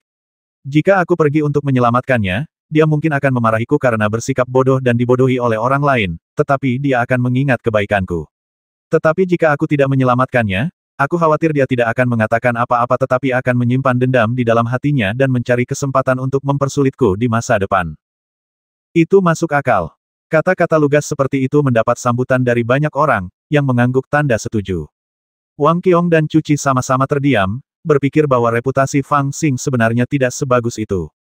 Kong Kong Er juga angkat bicara saat ini kalau begitu, kalau kita tidak memanfaatkan kesempatan ini untuk membantunya, bukankah itu akan menjadi kerugian yang sangat besar? Bahkan Wu Yidian, yang selama ini bersembunyi di belakang Wu Sang-er dan tidak berani mengatakan sepatah kata pun di depan orang lain, berdiri dan berkata, biarkan aku pergi menyelamatkan orang. Aku tidak akan pergi bahkan jika kau membasmiku. Bagaimana jika aku mati di sana? Namun, aku memutuskan untuk tetap di sini. Aku akan melakukan apa yang kau katakan. Aku akan mengingat siapa yang datang untuk merebut wilayah dan siapa yang mengatakan hal-hal buruk tentangmu. Ketika saatnya tiba untuk menyelesaikan masalah, aku akan memiliki sesuatu untuk diandalkan. Ketika para kultivator lain mendengar ini, mereka yang tidak mengerti menatapnya dengan ekspresi aneh, berpikir bahwa orang ini licik. Wu Sang-er tertawa, memegang tangan Cuci dan berkata, jadi, saudari Cuci, jangan bersedih. Semua orang tahu bahwa saudara Fang memiliki kemampuan luar biasa, tetapi mereka tidak tahu bahwa kita juga tidak bodoh. Sekarang saya telah berlatih teknik semua makhluk hidup yang diajarkan kepada saya oleh Gen Bo selama lebih dari 10 tahun. Saya menggunakan kesempatan ini untuk mencoba apakah saya benar-benar dapat memprediksi takdir dan menyelamatkan semua makhluk hidup. Kali ini, saya akan pergi ke negara ibel bersama semua orang dan memprediksi nasib baik dan buruk di sepanjang jalan. Bahkan jika saya tidak dapat menyelamatkan siapapun, saya akan mencoba yang terbaik untuk membuat semua orang kembali dengan selamat. Di tengah tawa dan percakapan, rencana itu pun selesai. Semua orang ingin membantu si penjual, tetapi tampaknya mereka sama sekali lupa akan bahaya yang ada. Adapun Cuci, dia hanya bisa menunduk dan tidak berkata apa-apa. Melihat keluarga Yuan di luar memaksa Cuci untuk menyerahkan 10 gunung dan bahkan akan mengirim pasukan untuk menyerang wilayah Jiedao, reaksi Jiedao, gunung salju besar, dan bahkan negeri Ibel berada di luar dugaan semua orang. Mereka benar-benar menyerahkan 10 gunung secara langsung dan kemudian pergi jauh ke negara Ibel sendirian untuk menyelamatkan Fang Xing. Keputusan ini mengejutkan semua sekte di Senzu. Beberapa tercengang, beberapa mencibir, dan beberapa mengambil kesempatan untuk mengambil alih wilayah gunung salju besar. Pada saat ini, Cuci dan yang lainnya sudah turun gunung, melihat ke belakang dengan tenang, bersiap untuk memulai perjalanan yang tak terduga ini. Jenderal Hong Ying mengirim pesan yang mengatakan bahwa dia tidak dapat bergerak maju, tetapi dia akan mengirim orang untuk menyerang wilayah negara Ibel untuk meringankan tekanan bagi kita. Taois dari Istana Tianyi di wilayah utara Senzu mengirim surat yang mengatakan bahwa dia sakit dan tidak dapat bepergian, tetapi dia telah mengirim seseorang untuk mengantarkan 10 manik kabut Tianyi. Orang-orang dari Feng Tiandao mengirimi kami peta jurang Ibel, dan mengatakan mereka bersedia membawa kami kembali jika perlu. Keluarga Han wilayah tengah segera merebut 3 wilayah di Gunung Salju Besar. Sebelum pergi, berbagai sekte bereaksi secara berbeda, ada yang menyatakan niat baik atau niat buruk. Ada juga banyak biksu, yang berada di puncak gunung, di lembah, atau bersembunyi di hutan, menatap kelompok mereka dengan mata aneh. Mereka ingin mengamati apakah para perampok benar-benar telah menyerahkan 10 gunung, dan mereka juga ingin melihat berapa banyak teman Ibel kecil yang terkenal itu yang begitu marah sehingga mereka bergegas menyelamatkannya setelah mendengar bahwa dia terjebak. Terlepas dari keberhasilan atau kegagalan, berita penyelamatan ini akan menyebar. Saya selalu merasa orang-orang itu melihat kami seolah-olah kami orang bodoh, dan saya menjadi marah. Novel terbaru diterbitkan pertama kali di Liu 9 Suba. Raja Xiaopeng menggaruk kepalanya dan melotot tidak puas. Ibel itu terjebak di negara Ibel, seberapa besar harapannya untuk kembali hidup-hidup. Kalian hanya punya sedikit orang, tetapi kalian ingin masuk ke negara Ibel untuk menyelamatkannya. Apakah kalian tidak takut terjebak di sana juga? Tanpa bala bantuan dan jaminan, kalian bodoh jika kalian terburu-buru masuk terlalu dalam. Dari samping, beberapa orang lagi berdatangan, termasuk Putri Peri Rubah, orang suci kecil berkepala 9, Taois gunung tanpa bayangan, dan yang lainnya. Pada saat ini, Peri Rubah Ji sedikit marah, menatap Xiao Pengwang dan yang lainnya negeri Ibel kita lemah, tetapi kalian masih membuang-buang waktu untuk hal-hal yang tidak berguna seperti itu. Bahkan jika kalian dapat kembali dengan selamat, kalian akan kehilangan kesempatan untuk menyerang negara Ibel dan menduduki wilayah itu. Apakah itu sepadan? Demi Ibel kecil itu, kalian telah merusak kekayaan negeri Ibel. Bisakah kalian menanggung kesalahan ini? Kakak Fox, kamu yang bertanggung jawab atas urusan klan Ibel, jadi aku yakin kamu tidak perlu khawatir. Wu Sang-er berdiri dan berkata kepada Peri Rubah Ji kita harus pergi kali ini, kalau tidak kita akan merasa tidak nyaman. Sang-er, kamu. Peri Rubah Ji begitu marah hingga tidak dapat berbicara. Ia melihat sekeliling dan tiba-tiba menemukan bahwa Wei Wuji, seorang Taois pendek dan malang dari Gunung Wuying, diam-diam menyelinap ke dalam kelompok yang ingin menyelamatkan Fang Xing. Ia langsung marah dan berteriak, Wei Wuji, mereka pikir mereka pahlawan dan akan mati. Kenapa kau menyelinap masuk? Tanpa menoleh sedikit pun, Wu Yingshan Daozi berkata, aku tahu lebih aman untuk menyanjung berbagai sekte Tao di wilayah tengah bersamamu, tetapi karena suatu alasan aku tiba-tiba merasa bahwa akan lebih menguntungkan bagiku untuk ikut denganmu, jadi aku memutuskan untuk pergi bersama mereka. Kamu gila. Peri Rubah Ji sangat marah hingga dia menggertakkan giginya. Pendeta Tao Gunung Wuying ingin menangis tetapi tidak ada air mata. Ia mengira bahwa garis hidupnya telah dikendalikan oleh setan kecil itu lebih dari 10 tahun yang lalu. Ia tidak punya pilihan selain pergi. Namun, ia tidak mengatakan apa-apa. Sebaliknya, ia tertawa aneh dan berkata, dasar rubah jalang, kau tidak gila. Kau dikenal karena kebijaksanaanmu, tetapi kau kalah telak terakhir kali. Berapa kali pakaianmu dilucuti. Sejak saat itu, aku memutuskan untuk tidak berdiri di sisi yang sama denganmu pada saat kritis. Kamu akan mati, dan kamu akan menyesalinya nanti. Peri Rubah Ji sangat marah hingga wajahnya membiru, tetapi dia tidak berkata apa-apa lagi. Dia mengangkat lengan bajunya yang panjang, berbalik dan pergi. Adapun kelompok orang ini, Wu San-er memberitahu mereka cara mengetahui lokasi mereka, dan kemudian mereka semua berlari sekencang-kencangnya dan menghilang di antara pegunungan. Di lereng bukit di belakang mereka, Wu Yidian berjongkok di balik pohon pinus besar, menatap orang-orang di bawah gunung dengan mata kecilnya. Dia mengeluarkan setumpuk kertas nasi, menjilati kuasnya, dan menghafalnya dengan jujur orang-orang yang menyelamatkanmu, istri kecilmu Peri Cuci, murid Wang Qiong dari Gunung Salju Besar, Raja Peng Kecil bersayap emas dari Gunung Pedang Tunggal di Tanah Ibel, Kong Kong Er dari Gunung Sage Besar, Saudari Sang Er, Taois Wei Wuji dari Gunung Tanpa Bayangan. Mereka yang setuju membantu termasuk jenderal berbaju merah dari suku Zenyuan, pendeta Tao tua dari Feng Tiandao, dan pria gemuk dari Istana Tianyi. Mereka yang memanfaatkan kekacauan untuk merebut wilayahmu adalah keluarga Yuan, keluarga Han, keluarga Meng, dan Li Hentian di wilayah tengah. Aku mempertaruhkan nyawaku untuk merekam ini untukmu saudaraku yang baik Wu Yidian. 860.